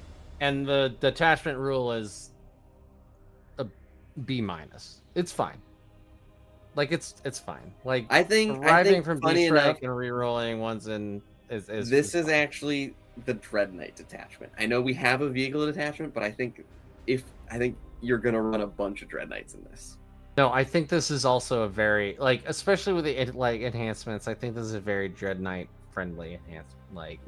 Which makes me sad. I was like stepping back slightly. I wanted them to have a detachment that straight up says like you can't bring vehicles. Sure. But now we're gonna make your infantry just bonkers. Sure. Like the Dread Knight meta is over. You're not going to see another one. You're only going to run this one infantry only detachment, but they didn't actually make that. So everything Wraith is kind of contextualized in, is this good on a Dread Knight? Yeah, I was going to say. Unfortunately. Because you're running so many. I mean, I love them. Yeah. They're I love the baby carrier model and all that stuff, but I am very tired of there are 4 Dread Knights in this list. Sure. Start your list with 4 Dread Knights. Yeah. Go up to 5 or 6 if you want. Yeah. And I'm like, no. And so the enhancement in that detachment and the detachment rule basically means that if you want, you can have a Grandmaster Dread Knight and 3 other Dread Knights. And the Grandmaster Dread Knight has the enhancement that lets you pick up an extra unit. And you're just picking up those 4 Dread Knights every turn. And they're just a shooting castle moving around the table. I should probably mention too, Dread Knights, they don't shoot particularly hard. Their stat lines ones to hit and wound. Their stat lines are good. Okay, I'm not gonna say oh, they're shit like terrible units, buff them. I'm just saying that the fact that we can put our slightly above mediocre shooting everywhere it needs to be exactly when it needs to be there makes their shooting actually very good. Sure. Because it's not like a Rogel Dorn commander that's going to shoot 3 times out of 5 rounds in a game. Our Dread Knights are going to be shooting exactly what they need to shoot, exactly when they need to be shooting it, with exactly the guns that we want them to be shooting it with. Sure. All game long as they're alive, right? That's the difference. The side cannon profile is fine. The fact that you're going to be eating that in the face 4 to 5 to 6 times every single turn for 5 rounds is what makes it impressive. Yeah. Wow. So because we can teleport. So we covered these 6. So we've been through one detachment. It's like 2 hours after the stream started. No, that's okay. I'm gonna start this conversation. I'm gonna go grab a quick snack while you guys are talking about this. So Hallowed Concave. This is the Terminator detachment. They buff Terminators in this detachment. The detachment rule allows Terminator units, so that is Terminators and Paladins, and then the respective characters. Terminator units can shoot and charge after they fall back. Because normally when you fall back out of melee, you can't shoot and charge. This allows Terminator units, Paladins, and regular Terminators to do that. This is brand new? Yes, this is brand new. Wow. Yes. This is one of the brand new detachments. The Brotherhood Strike is like an upgraded teleport strike. This is brand new. So this is kind of like, so you remember how we were talking about like, oh, I'll just like charge a Rhino like into this threat? Sure. That won't work in this detachment against any of their Terminator units, because they'll just fall back, ignore it, like shoot something else, or they'll charge it and kill it, which is what they want, to do. Sure. It makes your Terminators mobile, which which is nice. It's not the most mobile, flashy, but backwards. So yeah, like it's not super flashy. It's honestly not super strong, but it's cool. It's nice. Cool. I hear a lot of lamentation that if this was like, if they could advance and shoot and charge and fall back and shoot and charge, that this would be like epic. Which I agree. Like that would maybe they'll get the Speed Freaks buff in the yeah. Like there are armies that do that, so it's like, why not Grey Knights? And again, this is one of those things where they're like, well, we don't want them to be too good. But they gave advance and charge to infantry in another detachment. Yes. Yeah. No, I will say some of the decisions that they made in this codex feels, when it comes to stratagems and enhancements and stuff, feels very like throwing darts with your eyes closed. Well, I think this is, this is a telltale sign of, again, if you go to that like 1 3-inch deep strike strat, like I think that they designed 95% of this 9 months ago. Or a year ago, if not further. Sure. They had most of it figured out, and they're like, oh, okay, like, and they went back and they like went through the, they went through like the win-loss rates. They saw like, oh, they're at like a 51% win rate. Well, yes, but also we only 4-1 events. Like we haven't won an event in like, I don't even know how long. Right. So like, yeah, we're good, but we're not like stellar, right? We're not sure. And they're like, okay, we're gonna balance it off of that, but also like we have to be like, it's really like gotta be real careful because they're so mobile. And I get it. Like I get it if they like if the scale tips too far to one side, like now we're just insane. But a lot of these feel pretty reserved, and this is one of those. Like, yeah. I don't think advance and charge and fall back and shoot and charge would have been a horrible thing for like Terminators to have. Our shooting is not good from infantry. Our shooting is not good, and our melee is fine. But like we're not Black Company, or I'm sorry. Death Company, right? Like they get in on you with like 37 attacks from Power Fists, and just like, I'm just gonna start pulling models. This isn't even worth, like, let's not even roll this out. we're 40 attacks is strength 6 -2, 2 damage, hitting on 3s. Maybe we have sustained or lethals, like based on, which is a like, very whatever. good profile, but it's not going to swing. It's not gonna win in any wars. Sure. It's not stellar, exactly. Like it's not, oh god, don't get tagged by a Grey Knight's like Terminator unit, you'll die. You'll mostly die. Yes, true. Generally speaking. They'll tag you and you'll be like, I'll take some damage, but I won't Yeah. die, which is Like, kind of annoying. We're fine. We're not awful, but so And- I don't know. This is one of those things where I feel like this might be like in terms of if we're giving these grades, this is like a C or a D. It's not great. Yeah, which is too bad. This is the one I really wanted, like personally, like from a lore, like from a Grey Knight dork.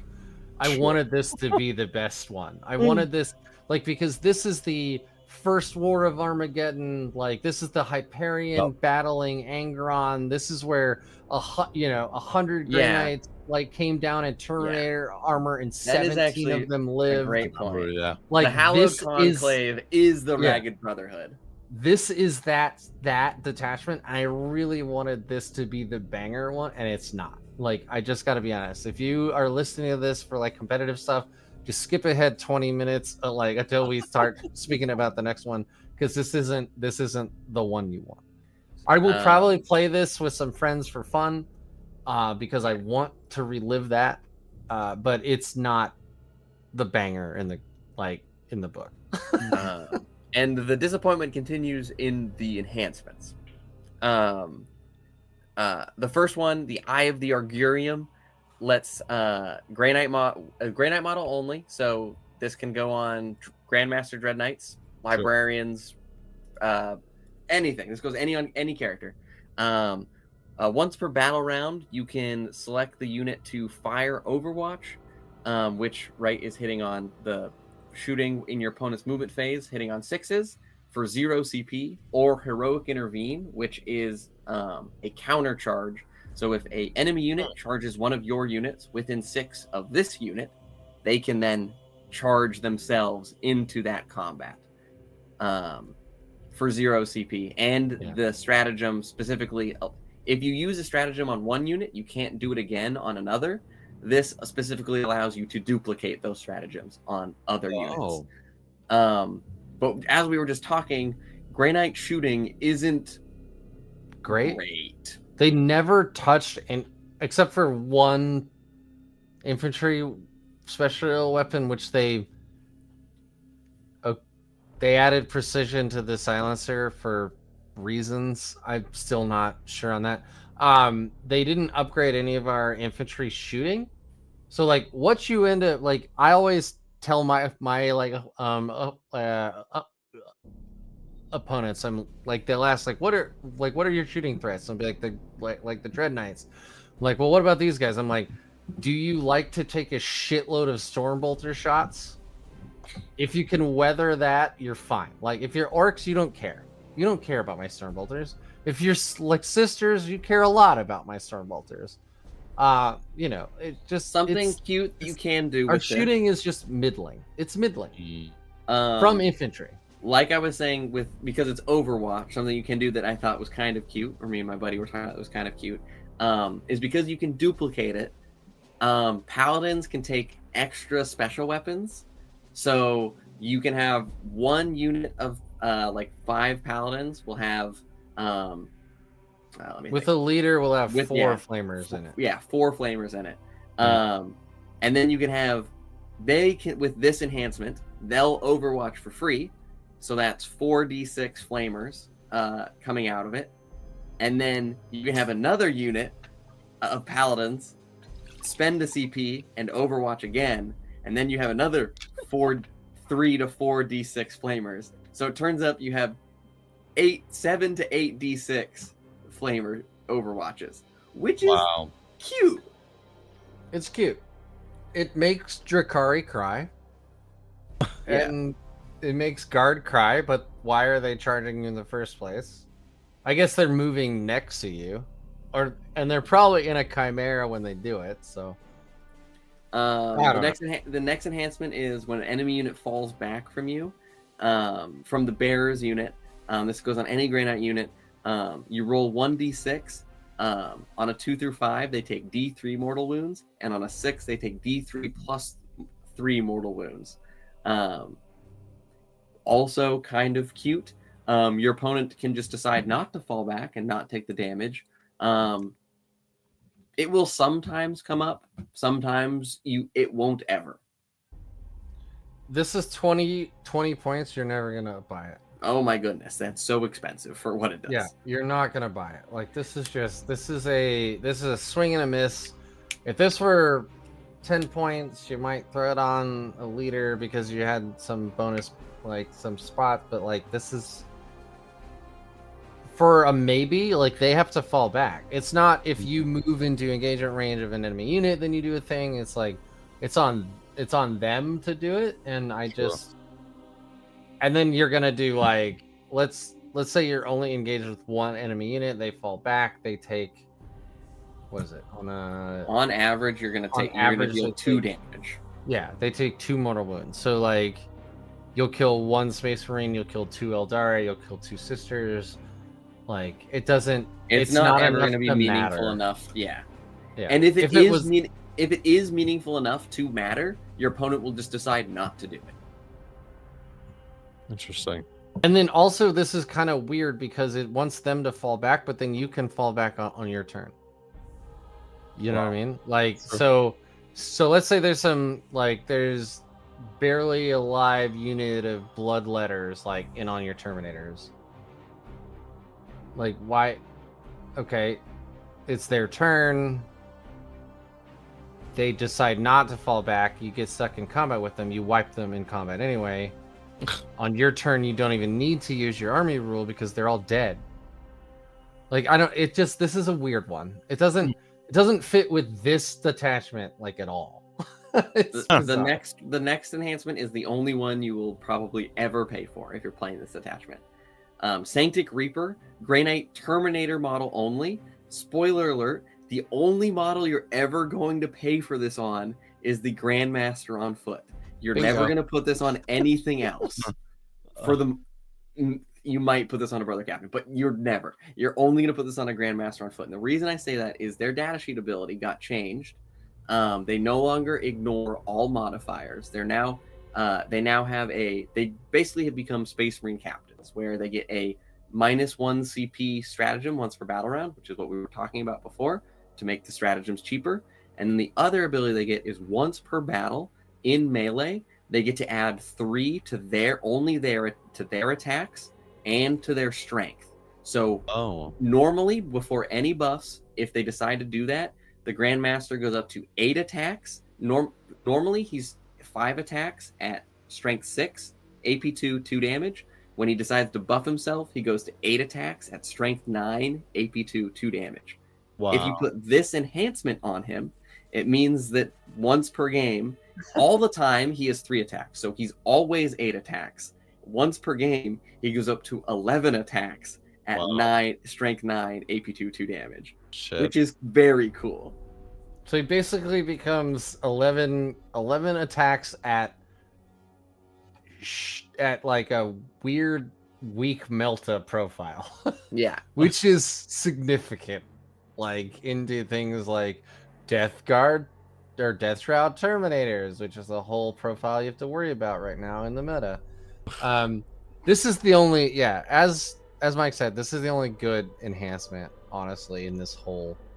Like the next one's cute. The first one's the next one if you want to set up like awful. Overwatch. I think the next one is awful. If you want to like set up Overwatch traps, like what? But that's not good. And when I say good, I mean good in a competitive sense. Sure. Like if you want to go to an RDT and try to win it, if you want to go to a GT and try to hit top like 16, you're not taking this detachment. You're not taking these like enhancements. It's just not happening. Sure. It just, as much as it pains me, as much as I love my Grey Knight Terminators, as much I wanted to put 60 of those fuckers on the board at one time and make somebody's life in living hell, this is not the detachment that actually makes that dream come true. The last one also only goes on a Grey Knight Terminator, and once again, when you decide to fire Overwatch with that unit, you still have to pay for it. But instead of hitting on 6s, you now hit on 5s. Oh, wow. Which is again very cute, I guess. Normal, like I said, with the first enhancement that I was talking about, you can set up the traps because you're auto hitting with the flamers. so you skip the hit roll altogether. Hmm. In this instance, you still have to roll the hit, so you want to be actually shooting things.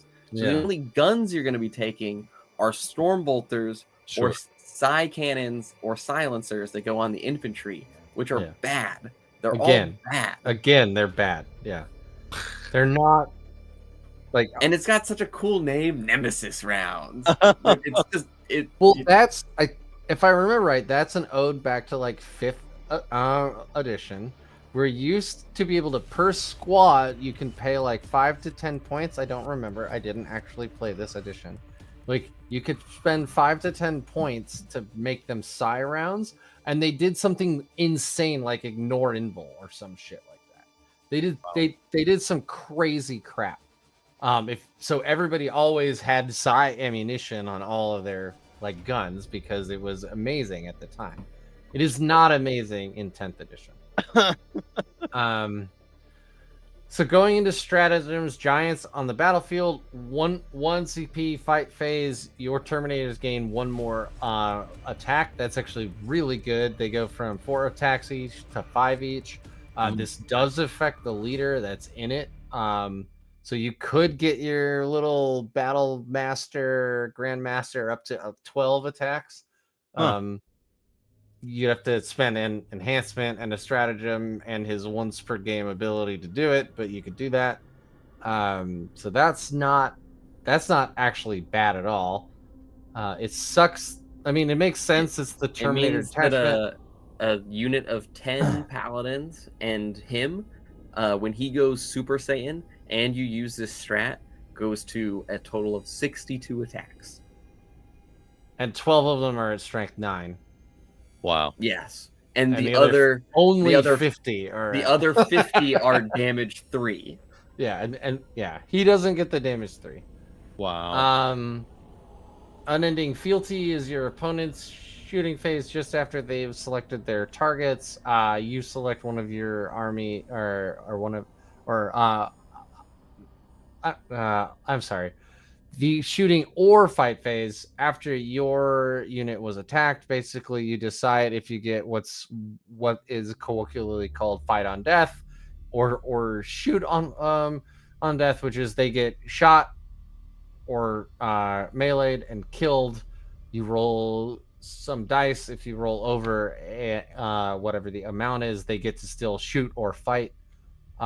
Which could be huge, actually. Like, this is a big way to get around folks with like fight first. It's not bad. 4+ is kind of shit. It's not the best, but it's not awful. Telling them telling your opponent I have access to fight first, just that phrase can make them be like, maybe I don't want to charge that unit, you know? Sure. But 4+ is a not amazing for an elite army like we are. Sure. I think like Adeptus Custodes, theirs is 3+ and their character gets up on a 2+ in the Lions of the Emperor detachment. Which makes a lot of sense when their guys cost 60 points apiece. So I don't know. This is fine. Like, it's better to have this than not have it. How about that? Right, Mike? Yes, yeah. Especially if you're because you're gonna be running a bunch of Terminators in this, so you're gonna want that when they're dying, you're gonna want them to be doing something. Sure. I'm gonna go run and grab a snack, and I'll be right back. But you guys can keep talking on the remaining enhancements here. Cool. What snack? The next the next one is I don't know what their obsession with Storm the Codex. I don't understand their obsession with Storm Bolters. Also, why would you give this to us when we can just fall back, shoot, and charge in this detachment anyways? This is a stratagem that, other than maybe the twin links, like the twin link part, could have just been a part of the detachment rule. Yeah. Like, if you want, you can treat Storm Bolters as if they had the pistol keyword. I'd go even don't so far say to they have the pistol keyword, because then that asses over all your Libbies and Voldis and all that. But just say as if they had And like, okay, like now it's a detachment rule. I can do it if I want. I can blow through a whole bunch of Eldari if I'm stuck, but also I can fall back and shoot and charge. So I'm probably not that stuck. Like, this is I am in a desperate escape situation, and I'm gonna spend this AP to not instead of, I don't know. This is really the only time I see you doing this is if you have been charged by a screen of poxwalkers, and there are some guys directly behind them that you want to get to, and you don't want to fall back. But even then, you just fall back, charge, kill them, and then consolidate closer. So like, well, the twin link part actually makes it so like, if you have a full 10-man of whatever with Stormbolters, and you're like, I'm floating a few CP, I gotta kill this knight. The CP's really like, burn the hole in your pocket. At least I get twin linked. Like, I can roll for 6s a bunch more. I don't know. Like, this I don't stratagem gets an F. If we're grading, this is an F. This stratagem is hard to understand. This like, gets a F, C me next to it, underlined. Yeah. There are the nichiest of nichiest things where this is like fucking A+, and the rest of the time you forget it's even in your book. This is bad. I don't know. Like, they could have given us 5 stratagems, and it would have been. They could have honestly just made this part of a detachment rule. Yeah. And you're like, okay, my strength 4 bolters get twin linked, and no one cares unless you're already infantry, which we already mulch anyway. Yeah. Yep. Like, we mulch light infantry more, so who cares, right? Like, just put it in the detachment. Grind them underfoot is one that they previewed. 1 CP. When a Terminator unit ends a charge move, you get to choose a unit with an engagement, and then every enemy unit that is engaged in engagement, which is actually physically touching the models that you have touched, on a 4-up, you deal 1 mortal wound. So it's like a tank shock, which is a general stratagem for vehicles that when they charge in, they can do mortal wounds when they hit you. This is for your Terminators. They smash into it and they do damage, which is cool. There's a lot of little trick things you can do to like smash into a like 1 or 2 wound remaining model, kill it, and then consolidate into something else and fight. That's the best descriptor. Is like, you could have a Terminator unit walk up, throw grenades, charge, do some mortals, and then kill you in the melee phase. It's fine. It's not bad. The whole like for each unit with an engagement range makes things a little wonky, because like you would think it'd just be the unit who's like eligible to fight or something, but they've like made it in engagement range, so it's fine. It's not great. Precognitive strategies, your opponent's movement phase just after they do a normal advance or fall back. So again, they kind of took Mists of Deimos, they split it up into different versions and then stuck it into the different like detachments. This is the one where you get a reactive move after they move. It's the same thing from Mists of Deimos from the index, but you only get the movement part, so they have to end within 9 inches of you. So if they're faster than that, it doesn't activate. So like if you're fighting in Eldari Falcon and they fall back, they like they can move 14, I think, and they can move way out of 9, and this won't actually activate. And then you can make a normal move. Except I think Miss just said you could make a normal move up to your movement. This is make a normal move up to D6. Miss was flat 6. This is D6. So this is nice because it means that like you can have infantry up against a wall, and if they move up to it, you can roll it, and then if you roll like a 2 or a 3 or higher, you can move behind the wall.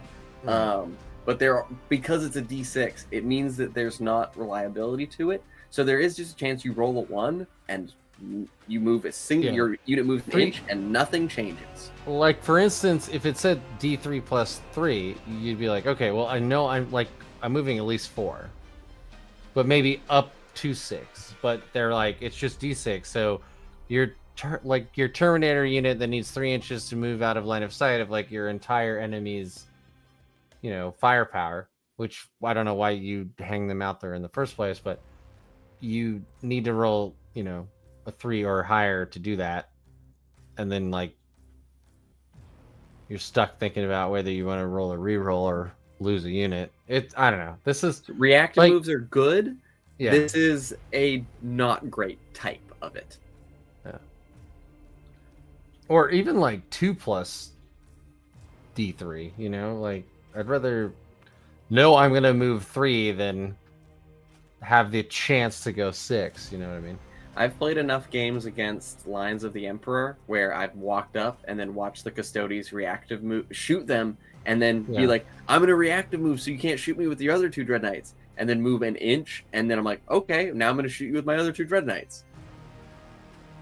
It's sad for them, so I can only imagine what it will feel like on those that.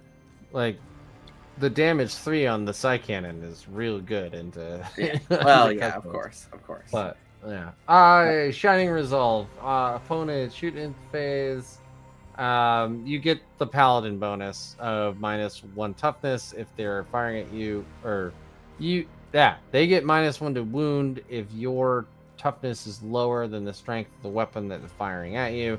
This used to be embedded on the Paladin datasheet. Wink, wink. Spoiler alert. That doesn't exist for them anymore. It gives that to them. It's fine. It's good.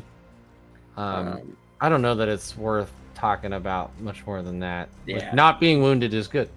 Sure. The army rule is a C. The enhancements are a D, and the stratagems are Ds. Like that. Unfortunately, just from with the onset, with 1B and 1A. Yes, correct. Yeah. So overall, the detachment feels like a really big miss, which is sad because it is supposed to be the Terminator detachment. Yeah, I really wanted that one to be good. I wanted to roll into a tournament with 60 Terminators, but we're not gonna do that. At least not if I want to do well. Sure. I could do it. I am very excited personally about this one. I'm very excited about. Okay, this is gonna. This is one of my. I think we're gonna have some good back and forth then. Yes, I'm very excited about Banishers. What a cool name. All right, I'm gonna go do a bio break real quick. Yeah, go ahead. The Banisher's army rule on this one is in melee. Every time any Grey Knight unit is selected to fight, so it's only melee, you take a leadership test. All Grey Knights, with the exception of like a few vehicles, actually I think even the vehicles. So for all Grey Knights are leadership 6, chaplains are leadership 5. So leadership tests are 2 dice, and you normally have to roll either equal to or greater than your leadership characteristic. So this one is in melee, you take a leadership test, and if you pass, you get to either choose sustained hits, which is every 6 you roll to hit generates an additional hit, or lethal hits, which is every 6 to hit you roll is an auto wound, so you don't have to roll for hit. You have to pick between the two. If you fail, there's no downside other than you don't get the buff. So with no because some armies do have like -1 leadership auras and stuff like that, or abilities, but with no debuffs or anything, a 6 on 2d6 is like a 90-something% chance. Oh wow. Or it's probably a little lower than that, but it's quite high. And so being able to pick between these 2 buffs is really, really nice. Into tough things that you're going to be wounding on like 5s or 6s, lethal hits is awesome, and then into basically everything else, sustained hits is also very cool. It's a impactful rule. Like it's a good damage buff, but it is only in melee, and then there is the chance that you fail it. So it's a B. Like if I'm giving it grades, this is a B. It's a good rule. It'll be very nice to have, but it will be almost like a bonus. Like, nice, I got my sustained hits off. Sure.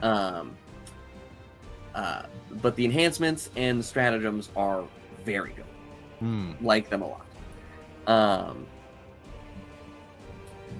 Obviously the sustained hits, the sustained hits and lethal hits is only on psychic weapons, but it's on anything. So this will go on Dread Knights in melee.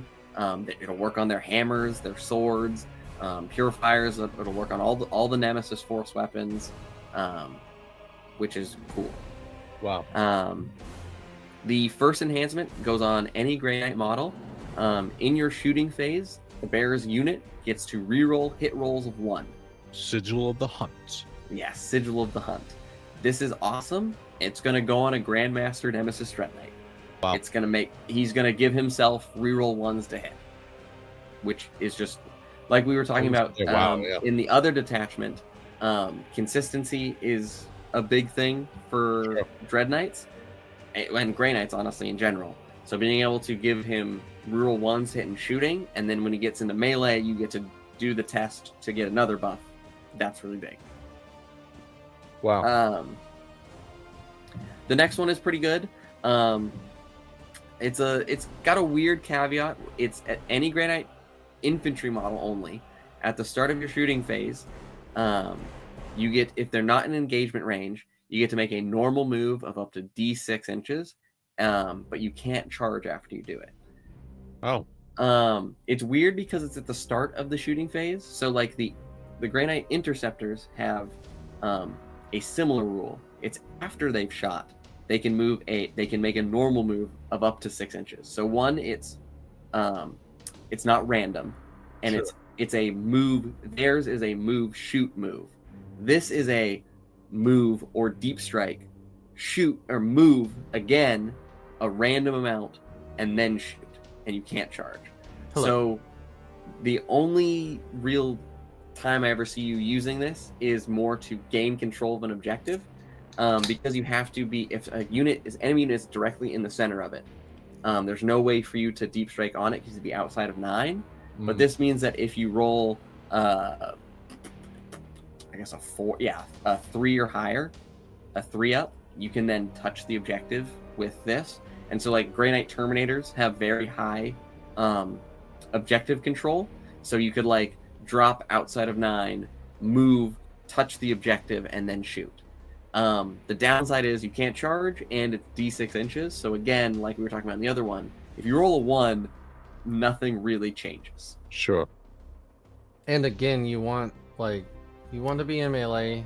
We're good in melee, and you get that melee protection. So even if you don't kill the unit that you charged, like you get a bunch of they have to fall back if they want to shoot you. Like it's I don't know. This is not. Hold on. Actually, what's Ephemeral Tome cost? Let's go down to the bottom. Ephemeral Tome is 15 points. So I don't know. You can only, if you have the points or want to spend the points on as many enhancements as you want. The cap is 3. This is if you want to take 3, or if you want to take 3, this is the 4th one you miss. Yeah. Out of the 3, because the other 3 are all very good.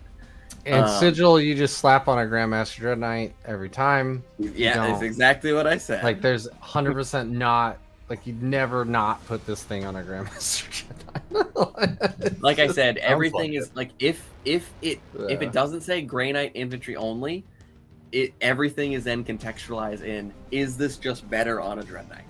And the answer is probably yes. And the same is true with 66 Seal, which is all of their shooting attacks are increased by 1 AP. This makes the Gatling silencer a fucking blender.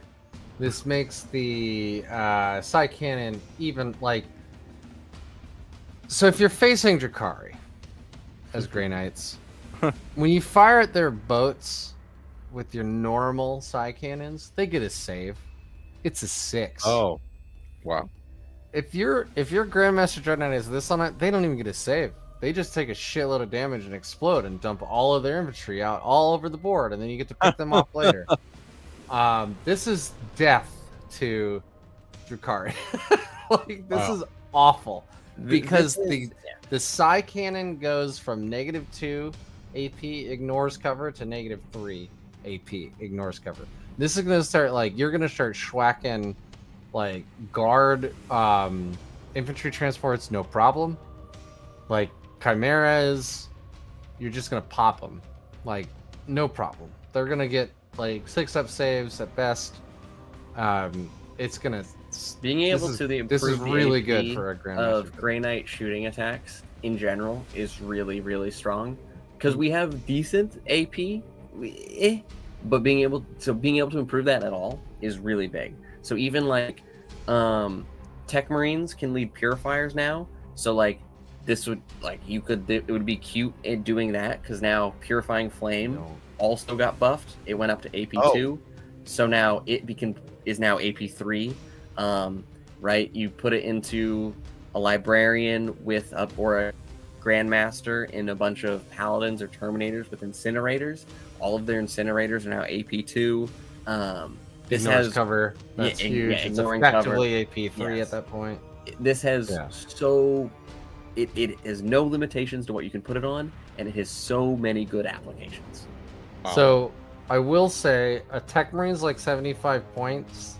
And this enhancement is 25. So if you're sticking this in a Purifier squad, you're probably doing it in another 10-man, and you're crowifying it in a way, right? Yeah. Like you're not getting the bonus attacks that you get from Crow, but you're making the attacks you have better. The downside is, like, what Purifiers are really good into now is like Death Guard Terminators, or right, and this would be wasted AP into Death Guard Terminators because they're already on their invul. Like they're 2-up, and you hit them with 2-up Big Nora's cover. They're on their 4-up. I hesitate to think that this is good on anything except a Grandmaster, which again, for anybody listening, sucks. I do not want more reasons to run Dread Knights. I think this goes really good on a librarian with paladins. Wow. Getting his Vortex of Doom attack to AP3 and then a bunch of flamers to AP2, I think is also. But yes, like or the Dread Knights. Yeah, this is actually a case where you're talking about like the paladins, if they have a bunch of the infantry psy cannons, making them AP2, which makes them effectively AP1 ignores cover. There's some play there because it's 2 damage. Yeah, it's strength 9. Like it's murderizing medium infantry like Space Marines. So there's some play there. By improving the armor pen. But I think you're right. Like, generally speaking, if you're making an all-comers list, you're probably just going to take incinerators. Because you want to be getting close to charge anyway. Yeah. So the 12-inch range doesn't matter to you. You're not going to like sit back at 36 inches and plink. Like, you want to be in their face to charge them anyway. So, yeah, you're probably going to still take incinerators. Which now are strength 6 -2 ignores cover 1 damage, which is bonkers. And every Eldari player on the planet just like sat up and they're like, why am I like, why did I just have a chill go right up my spine? Because that just will kill all of their infantry. The last enhancement is my personal favorite because it's the closest we get to casting Smite again. Yeah. You put it on any Grey Knight model also. So, again, kind of good on a Dread Knight. At the start of your shooting phase, you choose one enemy unit that's visible within 24 inches, and it takes D3 mortal wounds. No roll. No roll to do it. That's a big thing. It doesn't matter if you've advanced. You can do it into combat. It's not a shooting attack, so you can do it into combat. You can do it out of combat. You can do it while you're in combat and into someone else's combat. The only restriction is within 24 invisible. Start of the shooting phase, D3 mortal wounds. So the downside is, Pyrosol is 20 points. I just re-looked it up. And you are doing an average of 2 mortal wounds per round. Now, granted, that is a targeted. It's not the closest enemy unit. It's a unit within 24. Sure. So you can pick off that lat scoring draught on the backfield of it's not terrible. I don't know if it's worth 20 points. Wow. Over the And course of 5 games, assuming they stay alive the entire time, they're gonna do what? They're gonna do 100 damage. No, they're gonna do 5, or they're gonna do 2 times 5, which is 10. So like 50 damage. Assuming your bearer has stays alive for all 5 rounds and all 5 games. Wow. I just don't know if Yeah. 50 damage, even targeted, is worth 20 points when you're, I don't know. Yeah. I want to It'd quick. be Hold it's on, cute to throw on a tech marine who stands by a land raider and gets lone up and technically can't be targeted or die. Sure. Yeah. Anyway, Quickly highlight pizza bagels. WraithMace, is that the Knight Paladin JOYTOY in the background? Yes, it is, sir. And I'm going to do a quick breakup really quick. We're gonna Oh, bring man. this over. this thing's enormous. It's longer than his forearm. Rick, it hasn't been FAQ'd yet. It will be, but at the moment, you also can snipe lone ops with this. I mean, but it's gonna take you 3 rounds to kill one. Yeah, It's not. Yeah, that thing is huge, man. That's how much does that weigh? Like my toddler? I was about to say, we want to see the knight, not your toddler. Come on. This weighs, I would say, probably about 15, 20 pounds. Okay, so about half what my toddler weighs. Yeah, the NDK, That thing is so fucking enormous. the NDK for JOYTOY was nearly the same weight. The only difference is I feel like the I really feel like this plastic is just not as heavy as what you would assume is on this. It's not brittle, not at all, but it's not. You would think like something like this big, especially compared to the NDK previously, would be bigger or heavier, but it's not. It's not, but it's very, very, very impressive. And I was telling Rick before, I have the Raven House one on pre-order also, and that one is going to be coming out in, they're saying, January, February. So all right, that's our commercial. We're going back to All right, on to the No, man, stratagems. that thing is that's dedication. You need a spot for that for the next 30 years. Yeah, You need a spot, right? It's not a thing you throw in like a drawer. no, This is nope, not at all. that's insane. And here's a quick push for it. If you want, I did a live review on this. I'll throw it in the chat. But I did a live review on this one, unboxed it in my display area, which is to the left of me right here. So it was pretty crazy. But I'll throw the link in the chat. So go ahead, guys. So the stratagems on the next page, we got Hexrot Reprisal is the first one. Which needs a FAQ already. Really? What I missed. Oh, is it the grenades thing?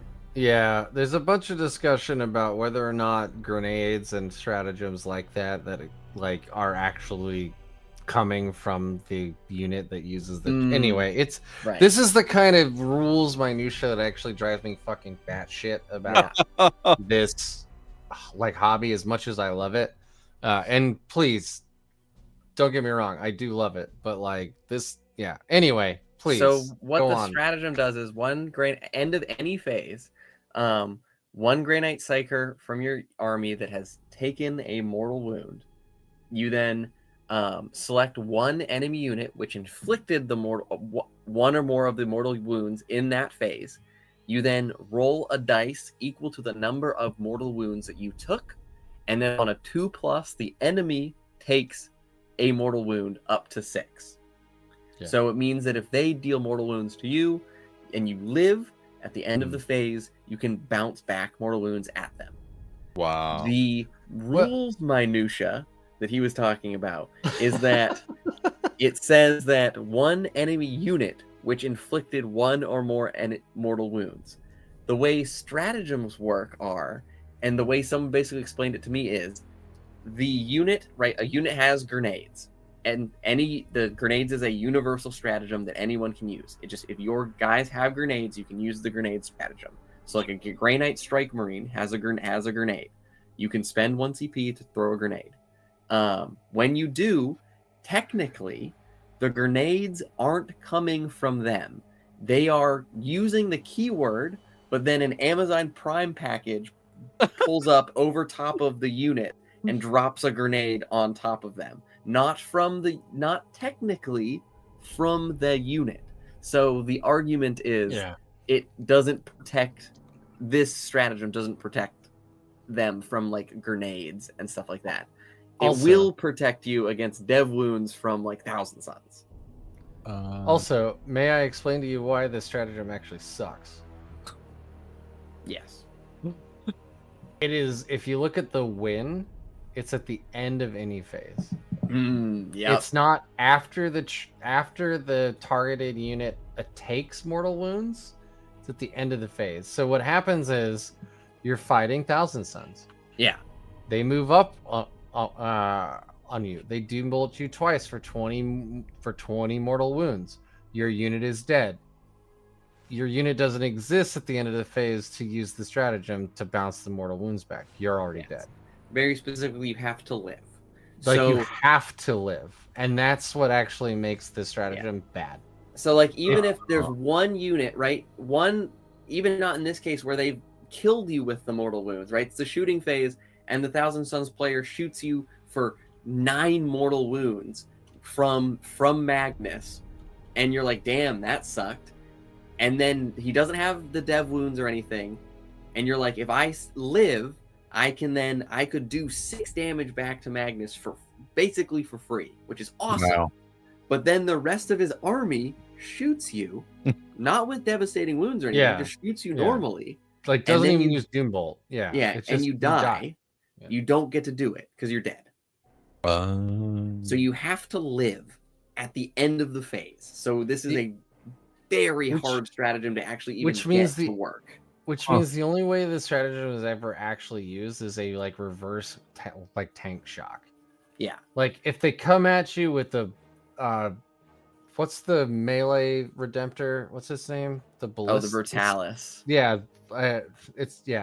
So his special ability is he does basically a mini tank shock for free when he charges you, but then they could spend extra to do like actual tank shock, and then you take like 7 mortal wounds and you bounce like 6 of them back, and it's like, okay, it's now, like that and Blood Crushers, and those are like the only 2 you will get any value out of the stratagem. Yeah, this is actually not. It sounds so cool and thematic, and you're like, oh, like we have this Aegis, and we're buffing each other, and we shove the damage back at you. No, there's no Super Saiyan Dragon Ball Z stuff. It's worded very poorly. Yeah.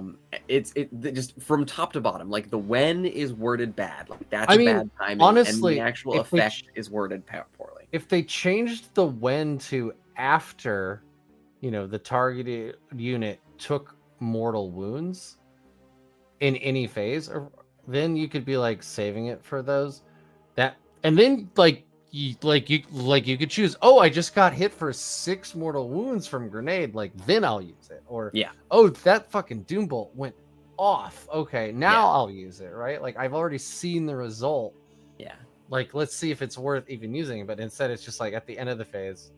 By the way, I hope that unit that the enemy were focusing to kill is still alive.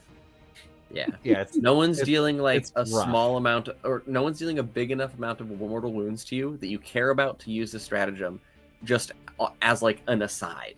If they're dealing enough mortal wounds to you that you care to use this, they are trying to kill you, so you won't be alive. You probably won't be alive. Probably won't be alive. Right. So wow. Almost every army in the game can just, if they focus everything on one unit, like there's nothing. Yeah. So, I want to quickly highlight Titan's Advocate. Thank you for stopping in, and thank you for being a lurker tonight. I'm guessing Rick, that's your friend. Yeah, that's Garrett. Oh, cool. He's a regular on my Discord, an awesome guy. He lives up in Seattle. We've gamed numerous times. We've eaten a pizza late into the night. He's an awesome dude. He was actually recently on War Games Live as well, like just within the last few weeks. Hell yeah. Playing his EC. Nice. Like just a stand-up guy. So Very cool. So starting off bad with the stratagems, but it only goes up. Well, Warding Chan is next, right? does it yeah. though? I listen, where it ends is on a very big high. That's true. Yeah. So this one is niche, but it will come up. This one is shooting or fight phase just after an enemy has selected their targets. A Grey Knight Psyker, so basically anything outside of the vehicles. You get a 5-up Feel No Pain against damage 1 attacks. So it is super niche, but it does mean that, like, if you're fighting like a bunch of Black Templar Crusaders that are hitting you with 47 chainsword attacks, you're gonna have you're gonna have your armor save against it, and then your 5-up Feel No Pain against all the attacks they get through. And then into like multi-wound models, like 3-wound Terminators, or even into Dread Knights, where they're trying to like really like, you know, mass Khorne Berserker you down with chain swords and stuff like that, or mass whittle you down with Tau Breachers with a bunch of pulse blasters. This actually becomes pretty effective. It's kind of niche, but when it comes up, it will be very noticeable, I think. If I may play devil's advocate. This is one of those stratagems that I feel like they were holding back. This is one of those ones that they could have done the like at the double up, where like 2 CP you just get flat 5-up Feel No Pain, or spend 1 CP and get 5-up Feel No Pain against damage 1. Like that's it. That's all they had to do, and this stratagem would have gone from like really good in niche situations to, oh my god, I have to keep this unit alive to score points and stay in this game. I will spend 2 CP, or I hope my Grandmaster and my like Paladin unit is still alive, and I can spend 1 CP to get a 5-up Feel No Pain. I think that would have just catapulted this into like the stratosphere, and instead it's like, it's fine. In the situation that you need it, like that, right? They charge 3 Devilfish at you and 60 Breachers get out. Or whatever it is. It's an astronomical amount, and they all shoot at 1 Dread Knight, and you get to make a whole bunch of 5-up Feel No Pains. I feel like this is just one of those ones that they swung and they like hit the side of the ball and it went like like right behind them. You know what I mean? Like they tried. Yeah. So what, go ahead, Mike. So we got Chaos Bane. Sorry. No. It is true though. It won't come up super often. Chaos Bane though, I think at least in the current meta, this stratagem is fluctuates. aced. In the current meta, it's very good. But if Chaos starts getting bad or falls out of the meta, it will be less impactful. So it's the shooting phase, 1 Grey Knight Psyker. In your shooting phase, all their ranged weapons gain anti-chaos 4+. So they auto wound anything that has the chaos keyword on a 4, which is honestly horrifying to some chaos armies. Chaos demons hate this. Yep. This is your Grey Knights anti-chaos, like anti-demons, like little like your RP thing. Just a little like seasoning, like some Old Bay right on top. And so with Chaos Demons, like Thousand Suns, World Eaters, Chaos Knights being Death Guard being really, really big in the meta right now, this is really big. It means that like you can roll up with your Purifier squad now that has 1,000,000 shots that would usually be only good into infantry, and now you can shoot it at any target and do a good amount of damage to it. Yeah, this is like legitimately what catapults, those 3 Grandmaster Dread Knights firing into a great unclean one. Now, granted, this is only one unit; it's not all 3 of them, but it's like, one unit, one of those guys gets to really pop off into that great unclean one, where you would have been like wounding on 5s with the side cannon. If you can get in melee, you're gonna pop him anyway. But like the Melta, which is twin linked, yeah, the for Melta re-rolling. Yep. Hopefully, is there a enhancement here to, yeah, and then if you pop it on the Grandmaster with the reroll 1s enhancement, like, hopefully you get both of your shots. So I don't like, this is you could genuinely kill like greater demons with bolters with this stratagem. Wow.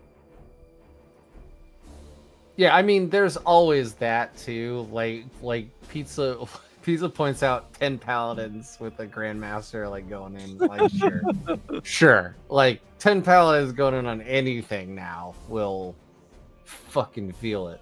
Like they because they got a big glow up too. You want the last three? Although I guess it is shooting only. So yeah, paladins have what, some side cannons? I don't know.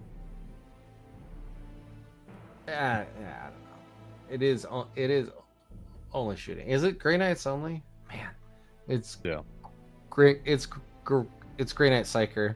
Yeah. I was hoping it'd be Grey Knight, and then we'd get like a character Land Raider.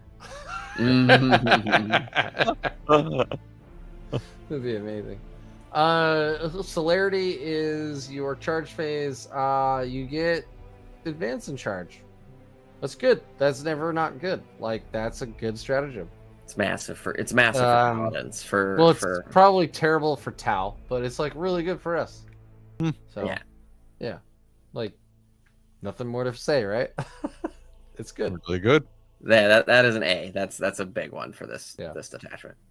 Circle of Sanctuary. 1 Grey Knight's character. Until the end of the phase, enemy units that are set up on the battlefield as reinforcements cannot be set up within 12 inches of that model. There's some discussion here whether it should not be the model's unit, but model isn't terrible.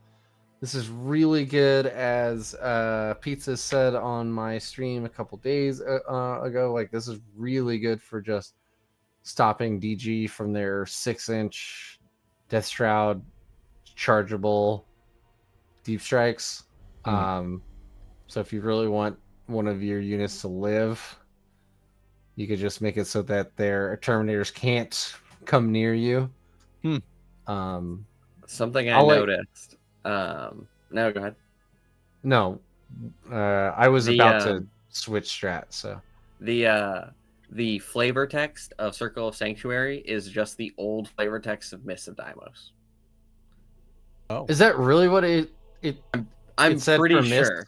I'm pretty sure it might be different, but I'm pretty sure they talked about how the they dispensed blessed mist. Right? It's Mist of Deimos.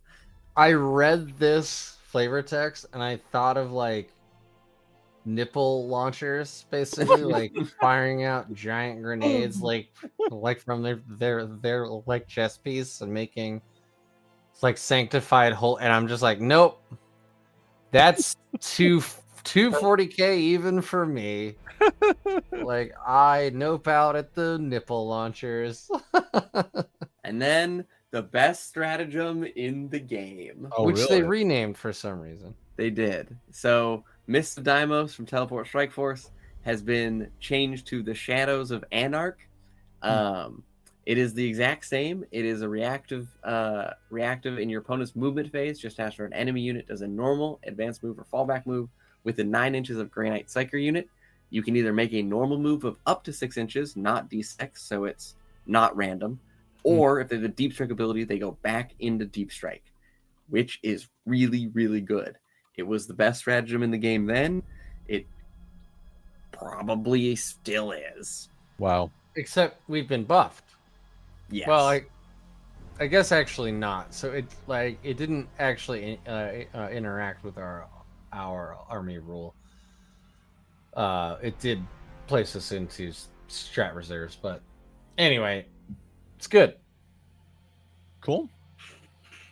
Yeah, I mean, Miss is good. Yeah. Cool. Sanctic Spearhead.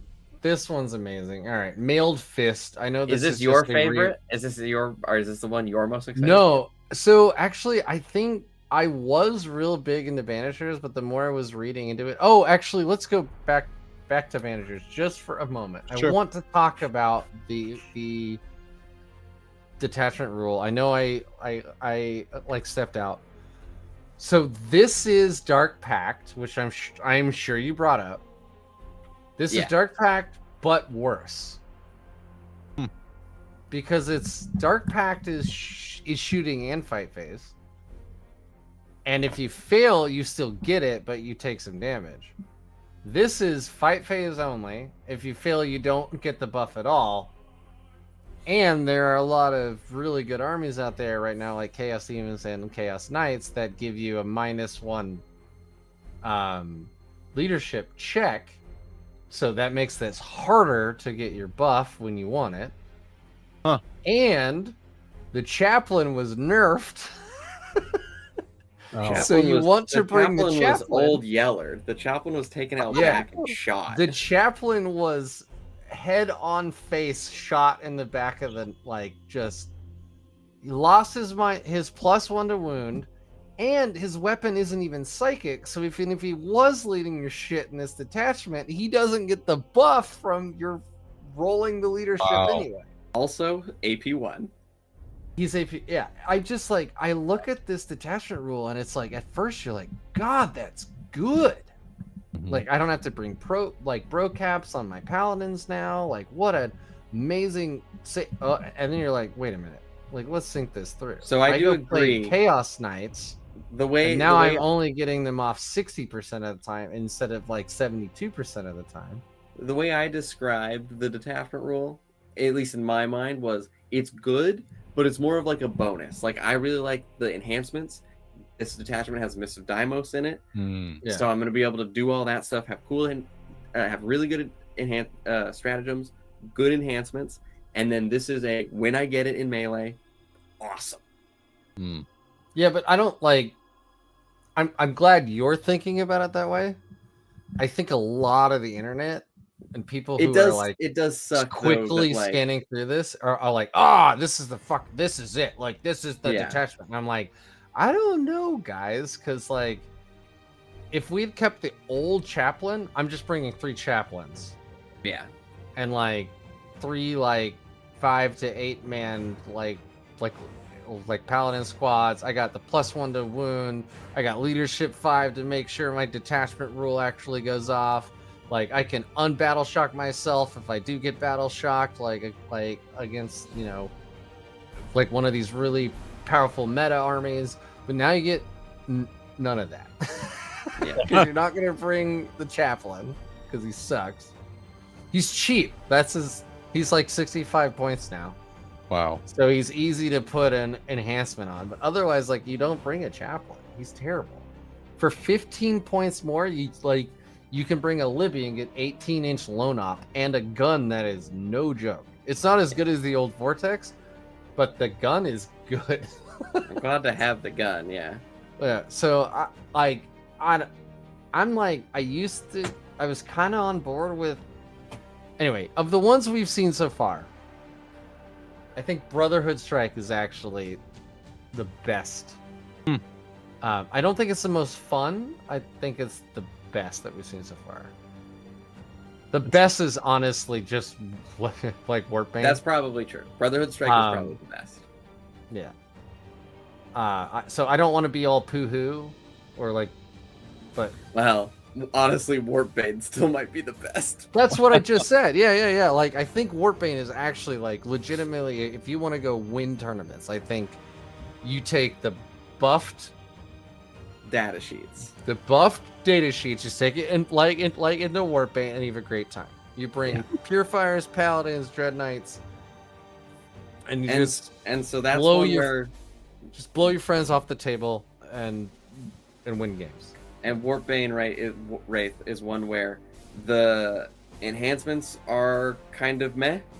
The stratagems are also kind of meh, with two exceptions. Yeah. But the detachment detachment rule is insane. So good. So It's good. So good. Especially with Purifiers after they got buffed, right? Yes. Yeah. They're reloading all hits all the time and all wounds most of the time. So we're gonna see a lot. Do you think the meta is gonna change at all, or are we seeing? I don't think the Grey Knight book is strong enough that it will swing the meta differently enough. Okay. I think you will see more Grey Knights. Wow. I think that to give like a 50,000 foot overview, to use like corpse speak, I think that some of the data sheets got buffed. You'll see a skew towards those data sheets. And what we're gonna see at launch is we're gonna see at tournaments, we're gonna see a lot of Sanctic Spearhead, a lot of Banishers. Sure. And then we're gonna see Brotherhood Strike pull ahead, and then everybody just go back to Warpbane. Yeah, I think Like- that's probably the graph that it goes. Everyone will be excited to try a bunch of new stuff. They will be trying everything, and then as they start to realize what's good, they will funnel into Brotherhood Strike, and then probably Warpbane. back to Warpbane. Yeah. Sanctic Spearhead will still be really good. It'll still be a. You will see a lot of kind- really goofy lists with Sanctic Spearhead. Which I'm excited for, because at least Sanctic Spearhead buffs all vehicles. Let's just dive straight in. Yeah. Each time a Grey Knight vehicle, so it's not Grey Knight Walker, it's not Grey Knight Psyker, Grey Knight vehicle from your army advances, do not make a roll. It just like naturally rolls 6, so it's maximum advance, and at the end of the turn, until the end of the turn, ranged weapons equipped by that model has assault. So you can have a 12-inch moving, Godhammer Land Raider naturally just move 6, so now it's moving 18 and moves up. It can shoot all of its guns. And there's other stuff it gets that we'll get into later to enhance that movement even more.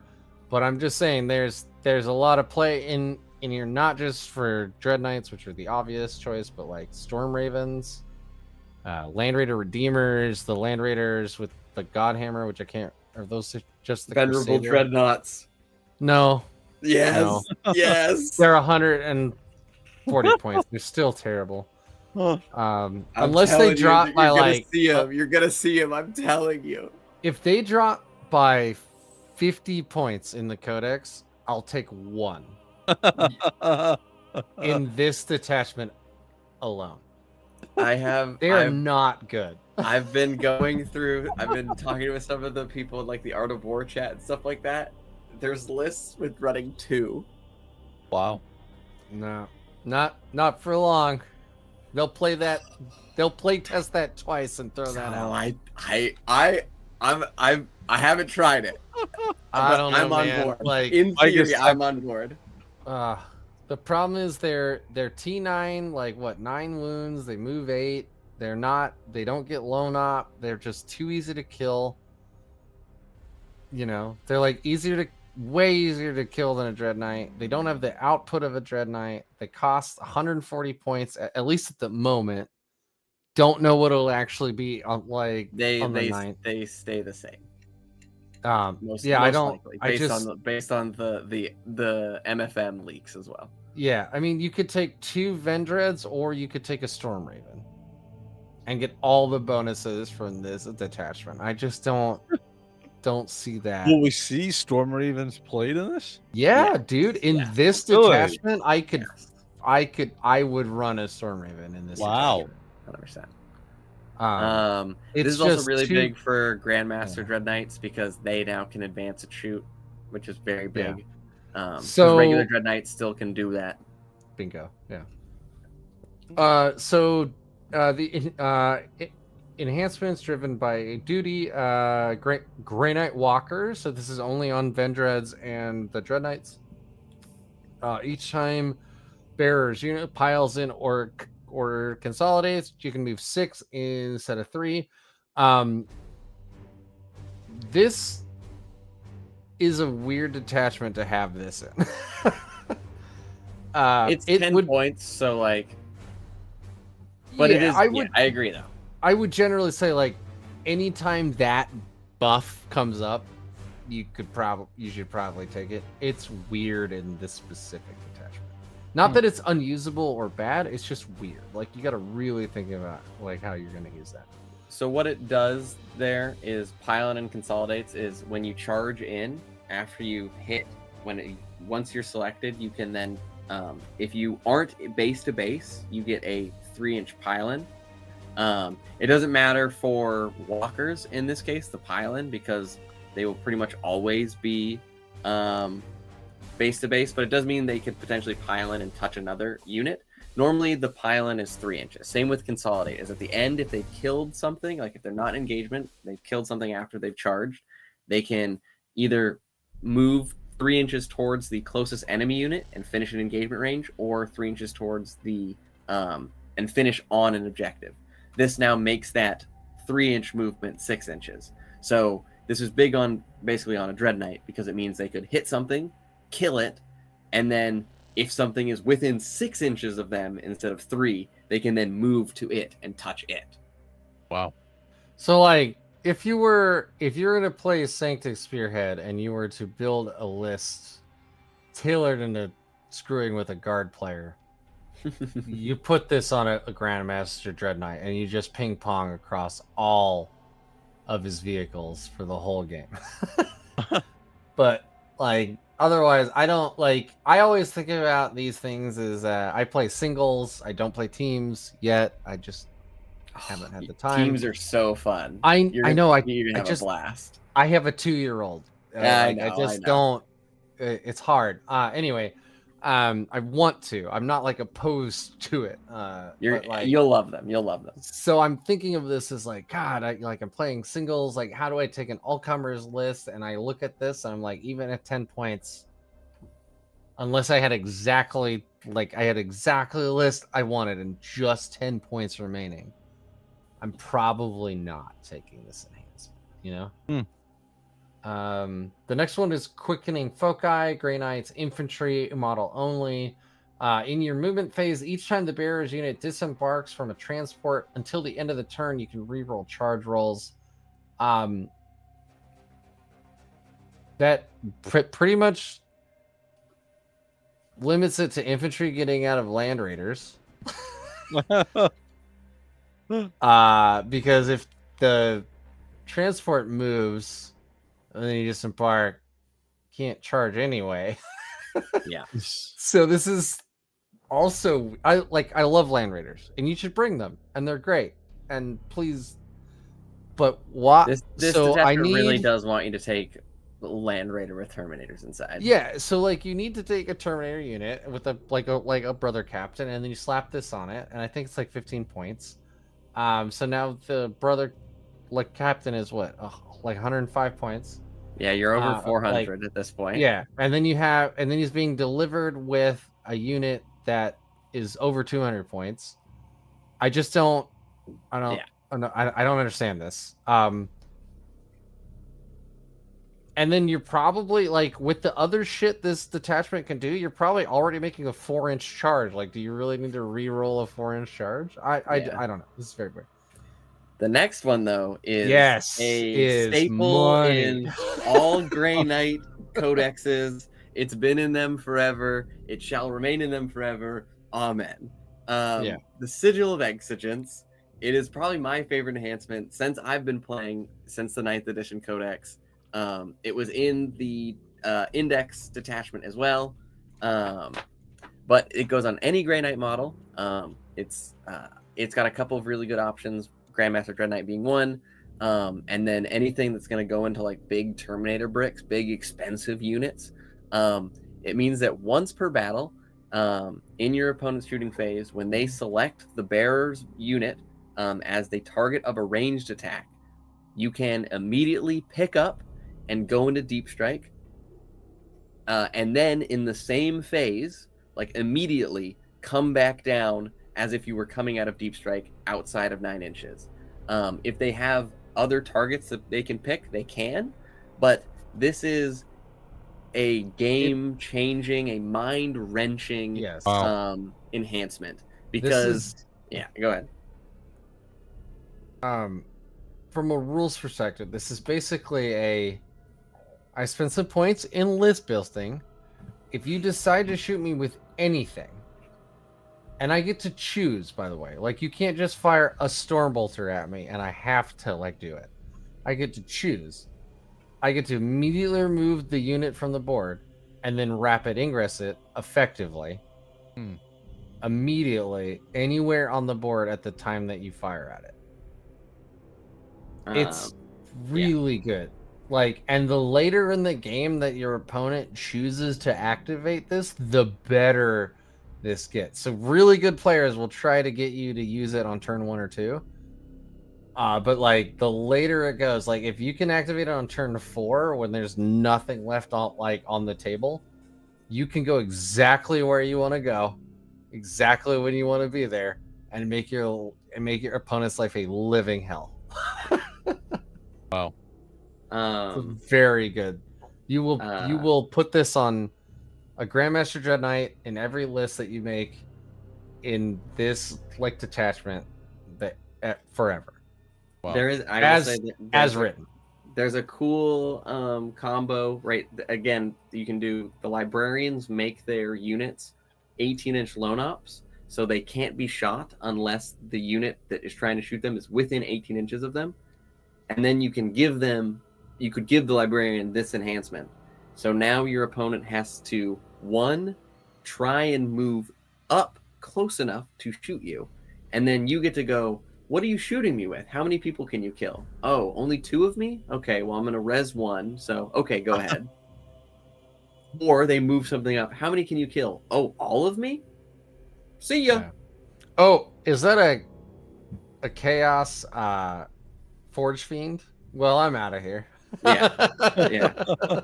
Is that knight with double battle cannons about to shoot me? See ya. Oh, you're gonna shoot me with a couple bolters? That's cool. Also, I rapid ingress right behind the wall, 9 inches away from you. So on my turn, I move up 5. I have a 4-inch charge, and now I'm in your grill. Oh, they're all paladins. I get to do 3 damage on the charge. Oh, that's a nice knight you had there. It's dead now. Yeah, this is.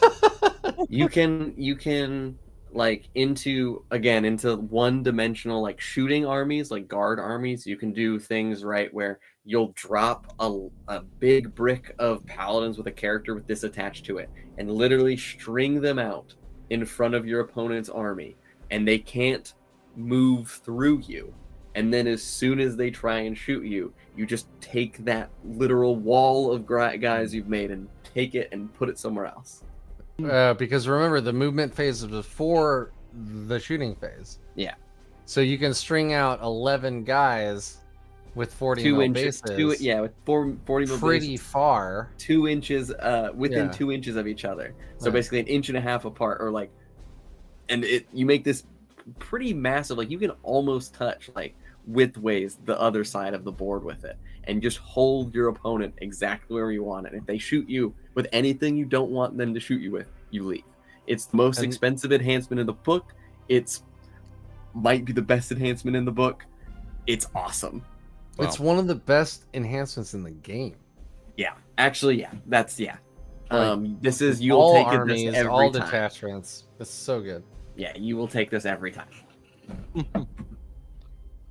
All right.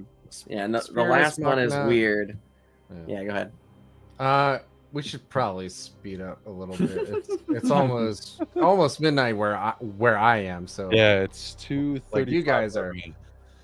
I figure we'll do the last attachment and leave the data sheets to another time. Yeah. Yeah, in your shooting phase, each time the bearer's unit is selected to shoot, if the bearer's unit disembarked from a transport this turn, so you have to have it on a leader on a unit that specifically disembarked from a transport. So a Razorback really is what you're gonna do. Until the end of the phase, each time a model in this bearer's unit makes an attack, you can re-roll the wound roll. Oh, it's just anytime they okay. It's not they have to fire at what the transport did. It's just anytime they disembark. So then I lied. It's not only Razorbacks, but yeah, this is like trying to shoehorn land raiders in here, but like you're gonna bring like maybe one land raider, and you're probably not gonna use it to like after you buy 6 Dread Knights and a land raider, you don't have enough money for Terminators, so you're not gonna put Terminators in your land raider anyway. So like these are all wasted. This is wasted. Like And it's like cute. 5 to 6 Dread Knights are basically a windmill slam into every Sanctic Spearhead list you make. And I can honestly tell you too that like our infantry special weapons are so bad that like rerolling wound is cute, but like And the only unit you care about already who does cares? that. Yeah, exactly. It's a yeah. Going into the stratagem, True Silver Will.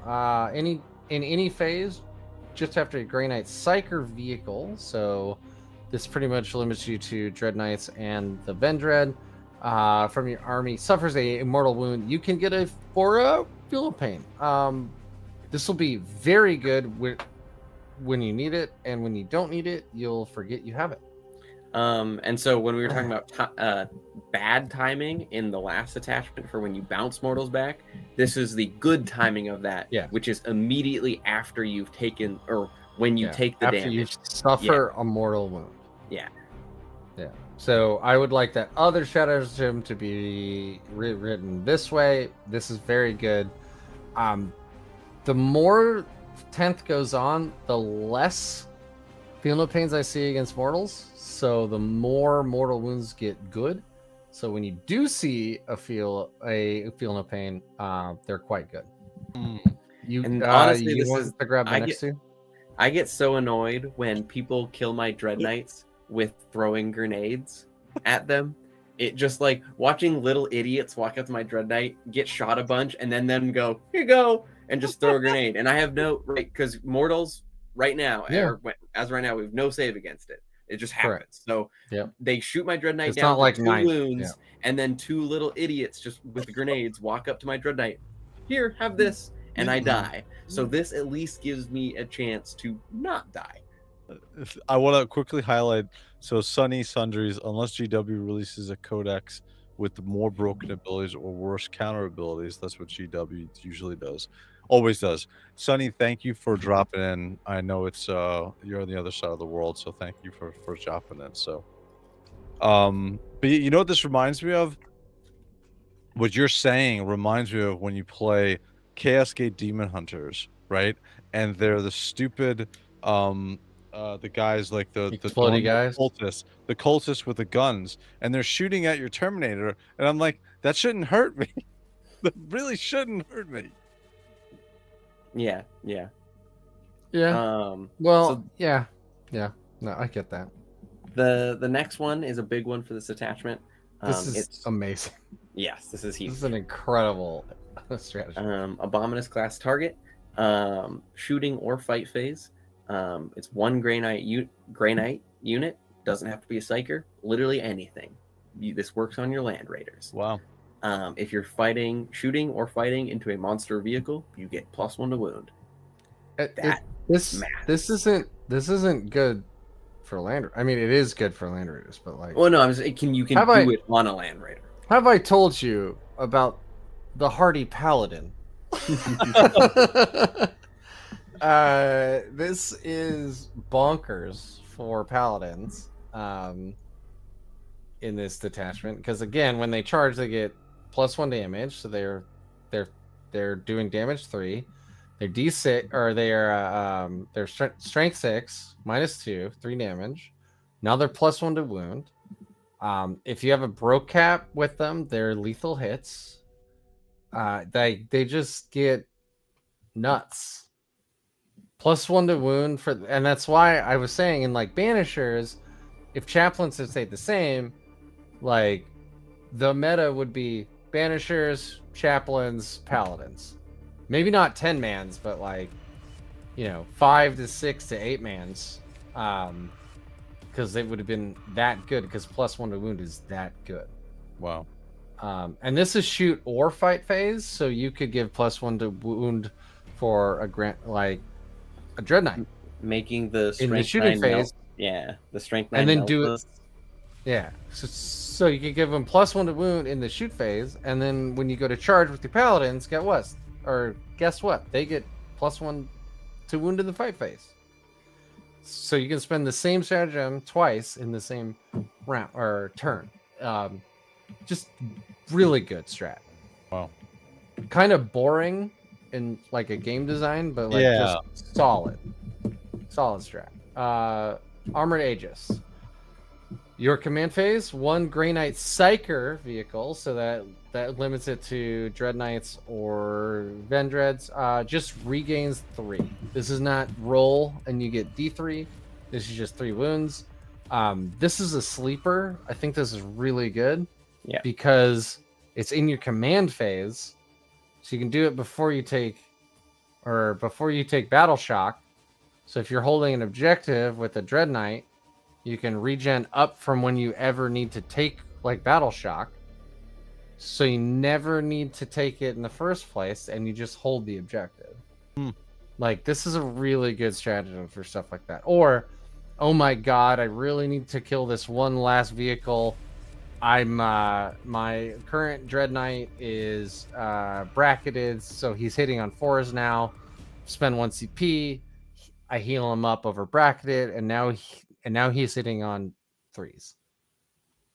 So like, there's play there, and it's guaranteed 3, which doesn't sound like much, but like, You could double this up with a Tech Marine and make it D3 plus 3. The stratagem heals you 3, and the Tech Marine heals you D3. that's true. Yep. So a Tech Marine and it could sit next to a Dread Knight and potentially heal at 6 wounds. And if there's a detachment that wants a Tech Marine in it, it's this one. Yeah. So, you want to grab the next view? So we got Redoubled Assault. This is your movement phase. Any Grey Knight vehicle, just after it falls back, it is eligible to shoot and charge.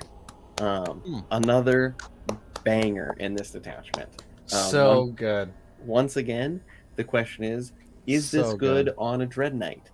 The answer is yes. So yes. the big thing is regular Dread Knights, their datasheet ability allows them to advance, fall back, shoot, and charge all the time. The Grandmaster Dread Knights don't have that datasheet ability. So they can't advance and shoot and charge. They can't fall back, shoot and charge. The detachment rule gives them assault, so now they can advance and shoot. And then for 1 CP, you can fall back, shoot, and charge with them. So the only thing they can't do in this attachment is advance and charge. So Dread Knights go from being incredibly mobile to like Impossibly. they're doing all like of them. they're doing the anime like doo, doo, doo, doo, doo, around the board. Especially because they're auto advancing 6 inches in this detachment, so they are flying. And like, I'll remind everybody, the Grandmaster Dread Knight, when he gets in combat, and he was recently buffed. This used to be limited to one Grandmaster per round. He can reroll all hits, all wounds, and all damage against monsters or vehicles in combat. Wow. In like melee combat. That's what he wants to do. So you want to rapid ingress him, you want to advance him, you want to get him into like a good position so that on 1 turn he can go like crazy Super Saiyan, kill that one thing, right? Sure. But let's say he gets in and he kills that one thing, and next turn he gets like countercharged by a bunch of shaft, like a whole bunch of guardsmen. He's got 20 guardsmen just all around him. Well, that means that normally in a typical game, he does nothing for the rest of the game. Except he shoots and crushes guardsman. He's stuck. This lets him fall back. He can even ignore the guardsman, shoot another thing, and charge a third thing. Like, this is big for the Grandmaster. Yeah. Or he could be like, I'm gonna fall back, shoot the hell out of the guardsman, and then like charge the chimera that they got out of or something, and then consolidate onto the objective and score a bunch of points. Like, this is really big for Grandmaster Dread Knights. So, yeah, falling back and then like doing anything you want for 1 CP, pretty good. The next one is Force Wave. It's your movement or charge phase. It lets one Grey Knight vehicle move or advance or charge through terrain features. So normally, vehicles can't go through walls, and the big thing is this is charge phase as well. So you can move through a wall and then charge through a wall. Wow. With the same unit. Yeah, with the same unit. So you can Kool-Aid Man through 2 terrain features in the same fucking turn. Oh yeah. Once again, the speed that you have given, obviously the one is Dread Knights, but like again, you could have Land Raiders sitting behind a wall, Storm Raven sitting behind a wall, now auto advancing 6, going 18 or whatever the movement on a Storm Raven is, a billion. 20. Yeah, going insane. So 20 plus 6 and able to shoot through in a wall. hover mode. Which means it doesn't have to fly over the wall. It literally just goes through it. And like the speed that you're moving your vehicles in this attachment is insane. Wow. And then the last one is honestly the only like dud, and even then it's still like still situationally decent. Incredible. Yeah. It's just after it's a charge phase, just after Grey Knight vehicle ends the charge move. It's each enemy unit within 3, not within engagement, not that you charge, just within 3. Yeah. So obviously it's really good on Dread Knights once again because they have big bases. Huge. All enemy units take a battle shock test at -1. It's not super flashy. It won't come up all the time, but when it does, it's going to be very impactful. Yeah. So like, this stratagem is shit into like custos. It's real good into GSC. Yeah. Because they have I so do think much about like stuff Tyranids or something like that into this. all over the board, all the time, that you're just like, I kind of haven't spent CP. Like, I got battle mat. Like, I got a Grandmaster with my paladins. Haven't really spent any CP the last turn.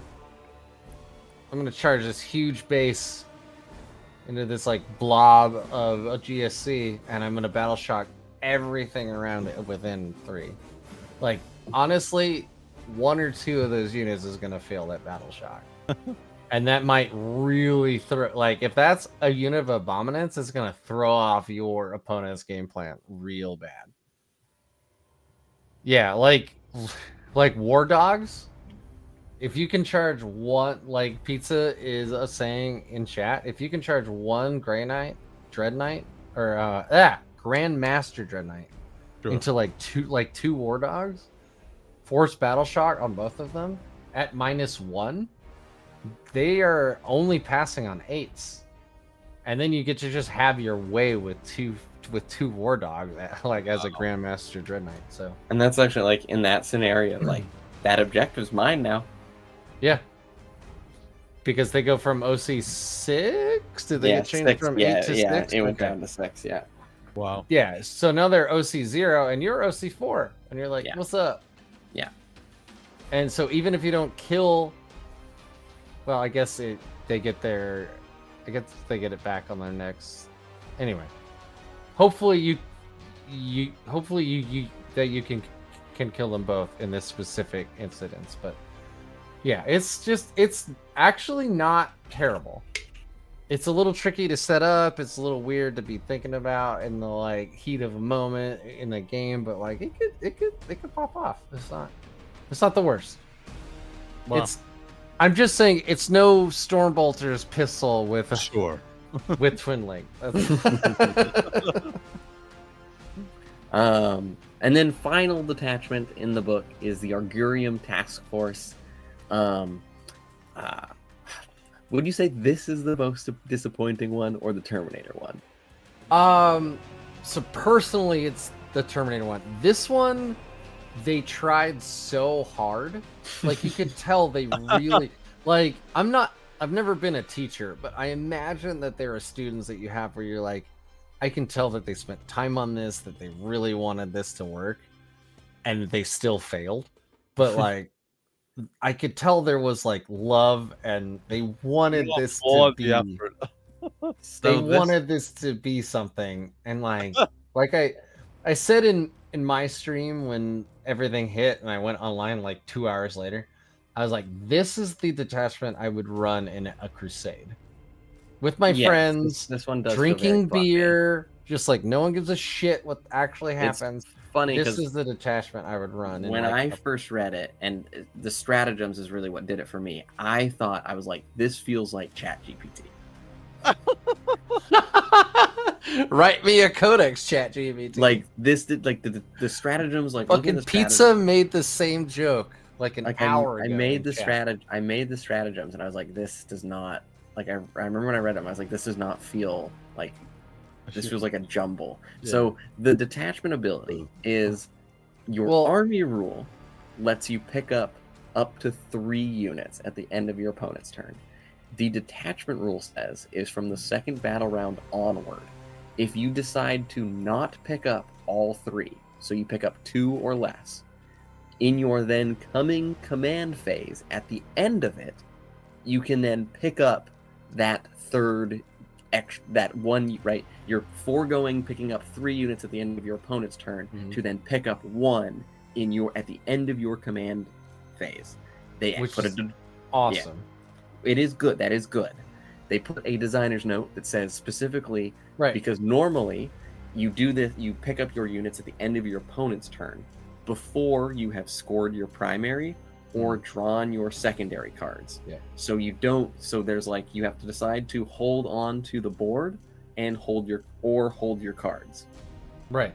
So this allows you to look at the board skate, score your primaries, and then live. Yes. So from a strategist's perspective, this is basically saying, do you want to leave that strike squad on that midfield objective to sticky the objective, and then at the end of your command phase, you can grab them for free, just part of your army, put them out later at any time, because now they're in strategic reserves. Like they don't have to come down the next turn. They can go fucking drink some tea, right? Like take a round off, right?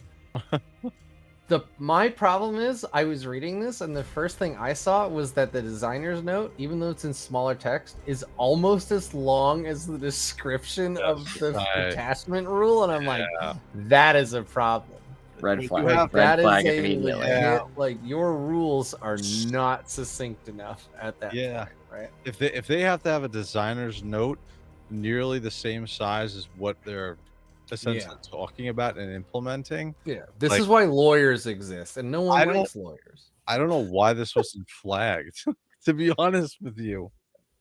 But this should not have gone out in this state.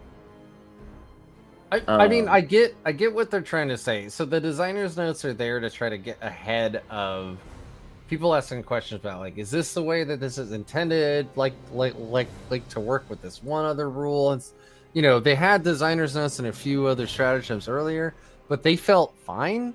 Like, in fact, as a Grey Knight player, I was having the same questions as I'm reading the stratagem, and then bam, I get to like the designer's note. Oh shit, okay, it does work the way that I wanted it to. The problem here is that it's just like, couldn't you have included that paragraph in the detachment rule to make the detachment rule really clear? But sure. Anyway, so this is a detachment that effectively takes moving your units in and out of Gate of Infinity to a whole nother level. Sure. A lot of the stratagems are you can do this at the end of your opponent's movement phase. You can do this at the start of your movement phase or the end of your command phase. Sure. Whole lot of movement, just like bonkers amount of movement. But do we want to?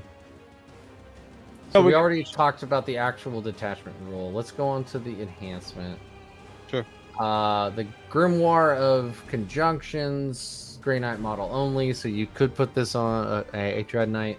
Once per battle at the start of the fight phase, if this bearer can use the enhancement, if it does, add 4 to the strength characteristic of the melee weapon. So you could have a strength 18 Grandmaster Dread Knight.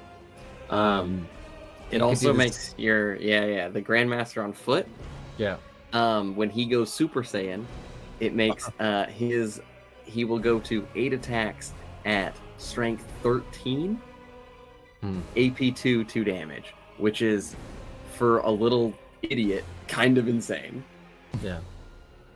He's almost as good as a Gravis Shield Captain on foot with the Thief of Secrets. I don't want to talk about that enhancement. That enhancement's ridiculous. In Deathwatch, that is an amazing enhancement, and I love it. I had that guy punch a knight to death once. It was I've watched that man do horrible things to me and my family. I'm like, stop, please. Shield of Prophecy, Grey Knights model only, so you can stick this on Dread Knights, Land Raiders, like whatever. Once per battle at the start of the battle round, the bearer can use it as a enhancement. If it does, until the end of the battle round, add 2 to the toughness. So you could have a T7 Paladin unit. You could have a T10 Grandmaster. And it's for the whole round, so that's through your turn and theirs, which is big. Wow. Yeah, because a lot of these once per battle things are usually like just per a turn or for a phase or whatever. This is for the round, which is kind of cool. Wow. Yeah, this is good. Yeah.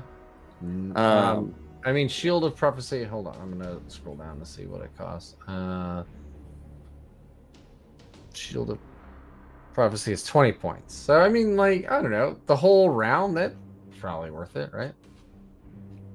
Yeah, T10 on a Dread Knight is especially like it's situational, but when you know you're about to take a bunch of like Melta. It's that T9 or that T9, like even going from 3s to 4s to wound is huge, but then to 5s is insane. Yeah. It's essentially a minus 2%. Like you're 30, like you are making them 33% worse. Yeah. Instantly.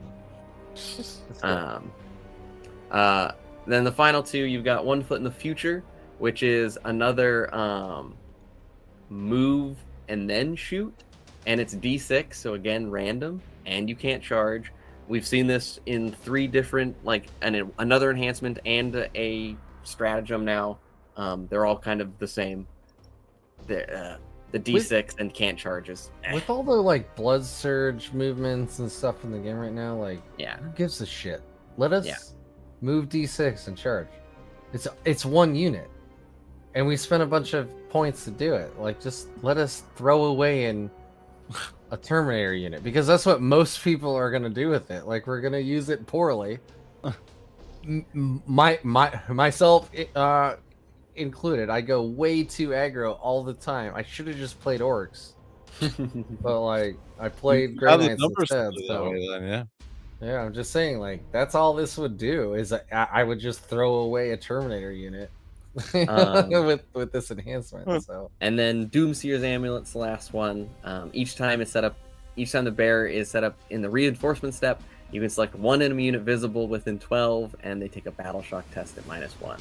Good for the same reasons we said the last one, but not as good because 1, it's only when you come out of reinforcements, and then you pay points for this one instead of just spending command points. Which thankfully does mean you can rapid ingress with it, right? And do it? Or yes, but then it's in your... No, actually it's better if you do it that way, huh? Yeah. Yeah, so you come out of reinforcements, rapid ingress, you battle shock a unit, Then it's your turn, so there's still battle shock.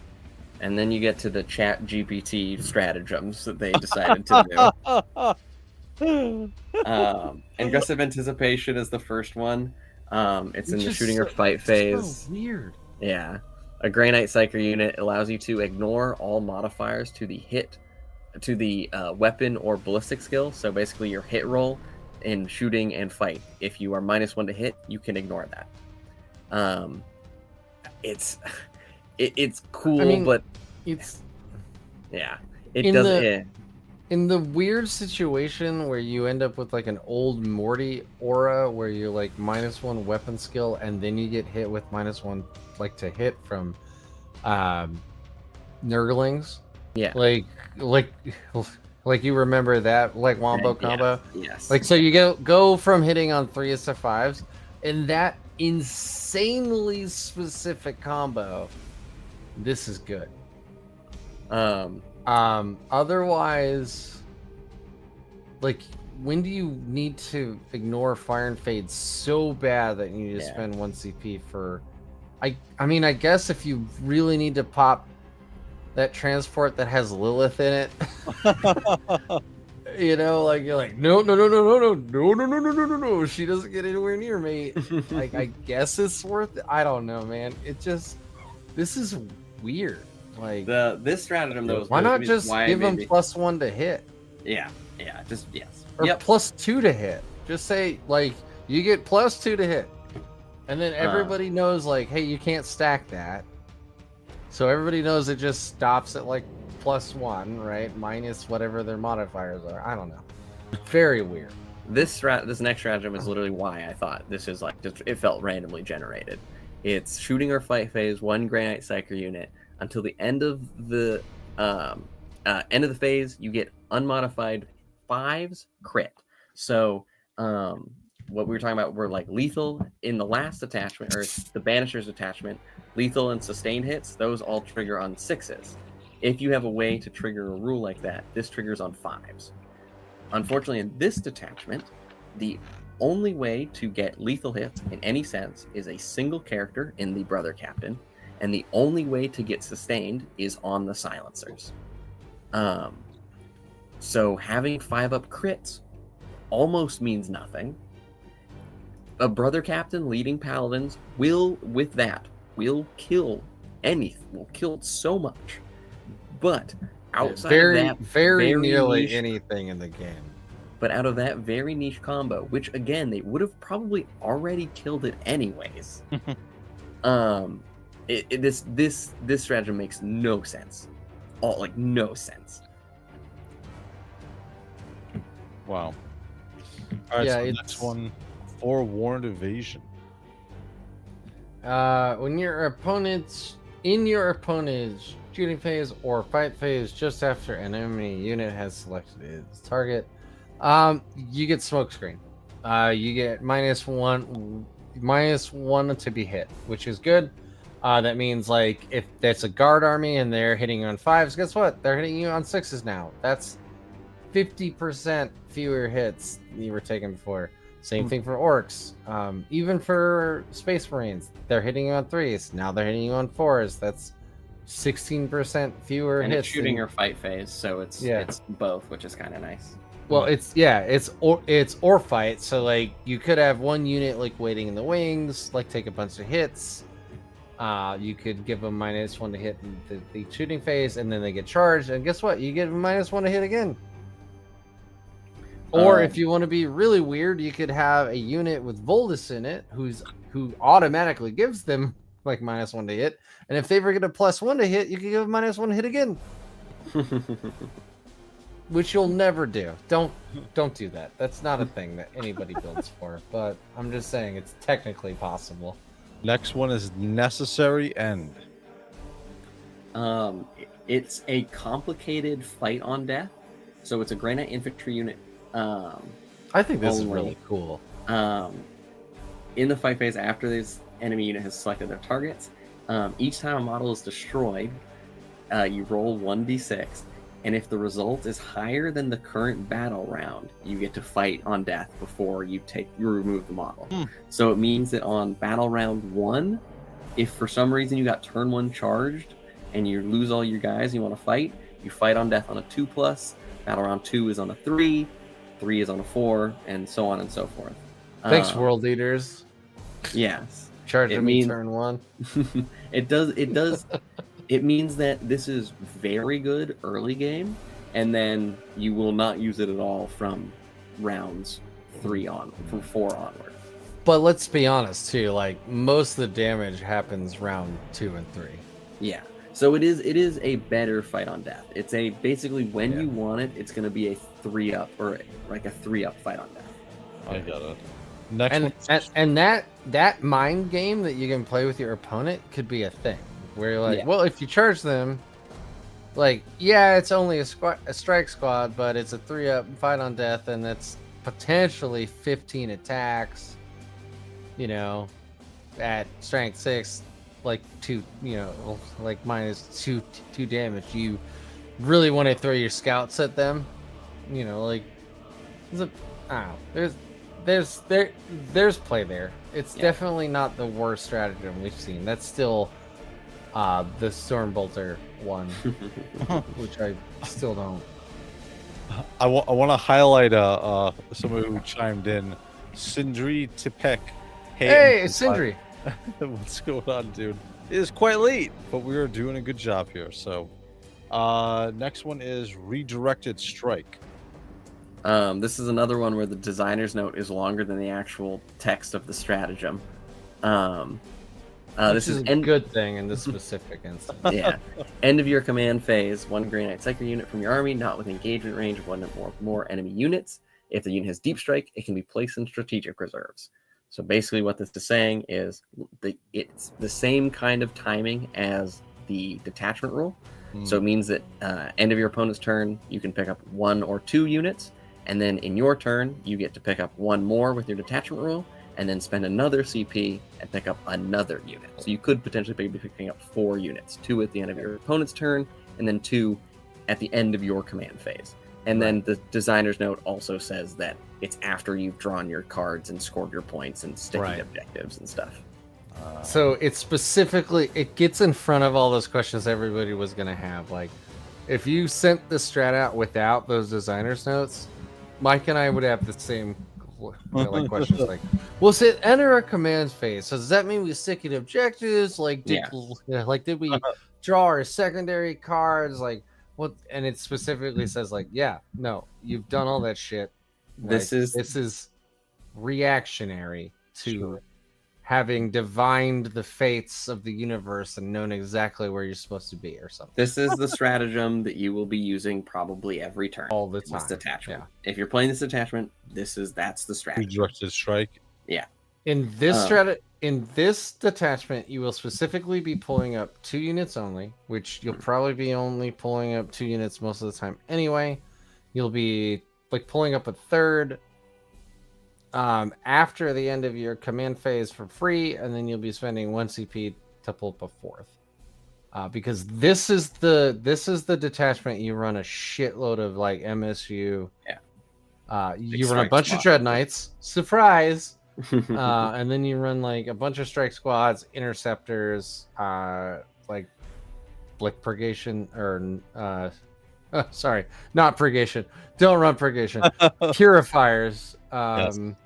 Never run purgation squads in this new codex. The last one is really funny. It's a really funny not know me, know you. Reinforcement step of your opponent's movement phase, just have an enemy unit has set up 1 Grey Knight Psyker unit from your army within 12 of that enemy unit and not within the engagement range.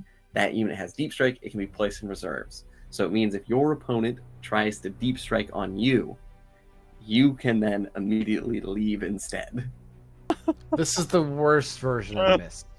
Yes, this is Timu Mists. This is the worst. Yeah, this is the worst version of Mist. This is there if you face Grey Knight, like this the mirror, is but they're not playing the detachment you're playing. Death Shroud Terminators hate this rule. Oh, I guess that's true. Yeah, this is they drop down within 6, they're allowed to deep strike you, and you just go, nope, you just leave. And they're stuck sitting there like, well, what do we do now? And you're like, guess I'll get shot a bunch. Guess you move 4. Yeah. And you're like, cool, that's a very expensive high toughness unit sitting in the middle of nowhere. Yeah.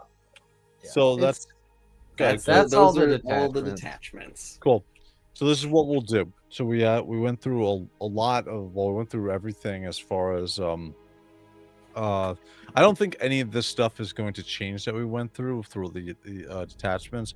I think what we'll see, which would probably change and be more game changing, would be the unit points and so on, right? Yeah. And what we'll do with those, everything's based on points. Yeah. Yeah. So the next couple sections, we'll wait till, I think, once we can either do it next week, or we can do it when the official release of the codex comes out, so we can look at if any points have changed, if anything has changed, and then we can go over the units, and we can quickly go over the strategies before. So I think that would be, if you guys agree, I think that would be a pretty good way to go through it. So all right. Yeah, I mean, I think. Good. Oh, I was gonna say, I think we can work this out after the stream, but like, I think it'd be cool to kind of go through the data sheets real quick, and then maybe Mike and I can throw out some lists that, sure. like either we tried or we want to try, and then explain what the list is trying to do, and then the other person can like just destroy it with logic. You know, I think that'd be fun. That just means Rick's gonna be telling me to stop putting venerable dreadnoughts in my list. Yeah, just like, dude, if they're like 80 points, put a dreadnought in there. Go for it. If they're gonna say 140, I don't know, man. That's like, I gotta hear a lot of. Like, you gotta convince me. That's all. Sure. Well, I think that we went through a lot tonight. It's 3:12 by me right now. But I think we went through a lot. I think this was a lot of fun for me, and it was a lot of knowledge that I didn't have before. And I know anybody who's watching this back on the replay, if you don't have a lot of information, even if you're not a Grey Knight fan, this helps you from the perspective of kind of understanding where strategies are coming from and what you're trying essentially to do in the tabletop game. I know this helped me a lot, and one of the things I want to do in the fall is I want to put together, with your guys' help, I want to put together a 2,000 point team based just upon what I have painted, not my other team that's coming, but just what I have painted currently. Oh, no. Of course you have a whole. Yeah. And then go from there. So, but yeah. So, before we close up, go ahead. Wraith, when are you gonna just go to an RTT, man? Well, just like open up best coast like pairings, throw in wherever you live. Sure. There's probably an RTT in the next month within like 10 miles of like of you. Go and be bad, man. Yeah, you go with your data cards and your dice. Yeah, just go like I mean, probably wait till after the codex hits, but like, dude, like part of the enjoyment is being bad, like being a good sport. Folks like you, they invite you to their team. Like the next thing you know, like you're playing 3 times a week, brother, and you're getting real good real fast. Like that's like, I think that's fucking Warhammer, brother. Like that's how it works. I think I just got to get my foot in the. I think I have to get my foot in the pond, so to speak. That's what I'm saying. Just go to an RTT. Yeah, and I have more or less almost everything. I'll go. I've gone over with my list. I'm sure I'm missing a couple of. I think I only have 4 NDKs. Dude, you can put together a list with 4. No, like. Yeah. It's not the best. It's fine. You'll have fun. Don't worry about it. Sure. So I think that's something that I'm gonna shoot for. Maybe September. Also, maybe September will be a good time. Also, you do have that night behind you, which I'm pretty sure you could just proxy as like a warhound. So just make that half of your army list, and then you can put in whatever else you want. I'll be like, he's my Canis Rex. I'm just gonna add him. Way too big, my friend. He's Canis Rex. He's fun, but I had a lot of fun, and I do think that that's something. I'll talk to you guys on the side, but I do. I think I'm gonna try to do that in September. No. I think that would be good because I'm I'm not just gonna be saying, doing- like, Yeah, no, like- I agree with you. I Yeah. think that's a and good. you'll never find a nicer group of people either. Like, they will absolutely blow you off the table and then invite you out for a beer. Yeah. Yep. Like, It's completely the fun. but- Warhammer community is so nice. Sure. Yeah. Sure. I'm not. It's not that I'm worried about losing. I'm completely fine with that. It's just the time to as being a dad and with work and so on. But I think September would be a good time for me to go do this, just to bring my army and just to go have some fun. Yeah. Because I have in October and November I have cons that I'm going to dressed up as a Grey Knight. So I can actually, before I go to the con, if anybody asks me, I can be like, hey, I've actually played the tabletop. There So you go. I think that's a good And idea. as a fellow dad, if you have time to go to a con, you have time to go to an RTT. I agree It's with you. one day. I agree. And there's Yeah. local ones, I'm sure, next to me. I'm in the Absolutely. New York City tri-state area, so I'm sure that there is. Yeah, So- I'm sure you're inundated with games. Yeah. Sure. And I have 2 experts to help coach me here. Look Yeah, at man. that. That's I'll help anybody anytime. That's I'll why my channel is named Noobhammer. Well, I'll- I'm the noob. That's perfect. I'll help anybody, man. I'm a noob, so Awesome. Well, before we close it up, any closing comments from you, Rick? no, I just, I really, if you're on YouTube or Facebook and stuff and you hear a bunch of naysaying, just take it with a grain of salt. I think it's kind of just internet culture now there are a bunch of people who need to be as down on anything that you like as that's new as possible. Dude, Um, I've decided So- not to post on Facebook anymore because I get like the worst reactions to shit. Yeah. Some guys no, like he posts like this huge yeah, it's whatever. Go ahead. I apologize. I didn't mean to. Oh no, it's I bet you and I have had the same thing. Like, I had this pretty cool back and forth with a guy yesterday, maybe the day before. Yeah, it must have been the day before. Anyway, he was really cool until like he's like, well, I don't like this and this, and then I like have a counter argument, and then he'd be like, well, they took away Drago, and I'm like. And he got so emotional over losing Drago that I'm like, okay, like I just don't want to have this conversation anymore. But like, you do you.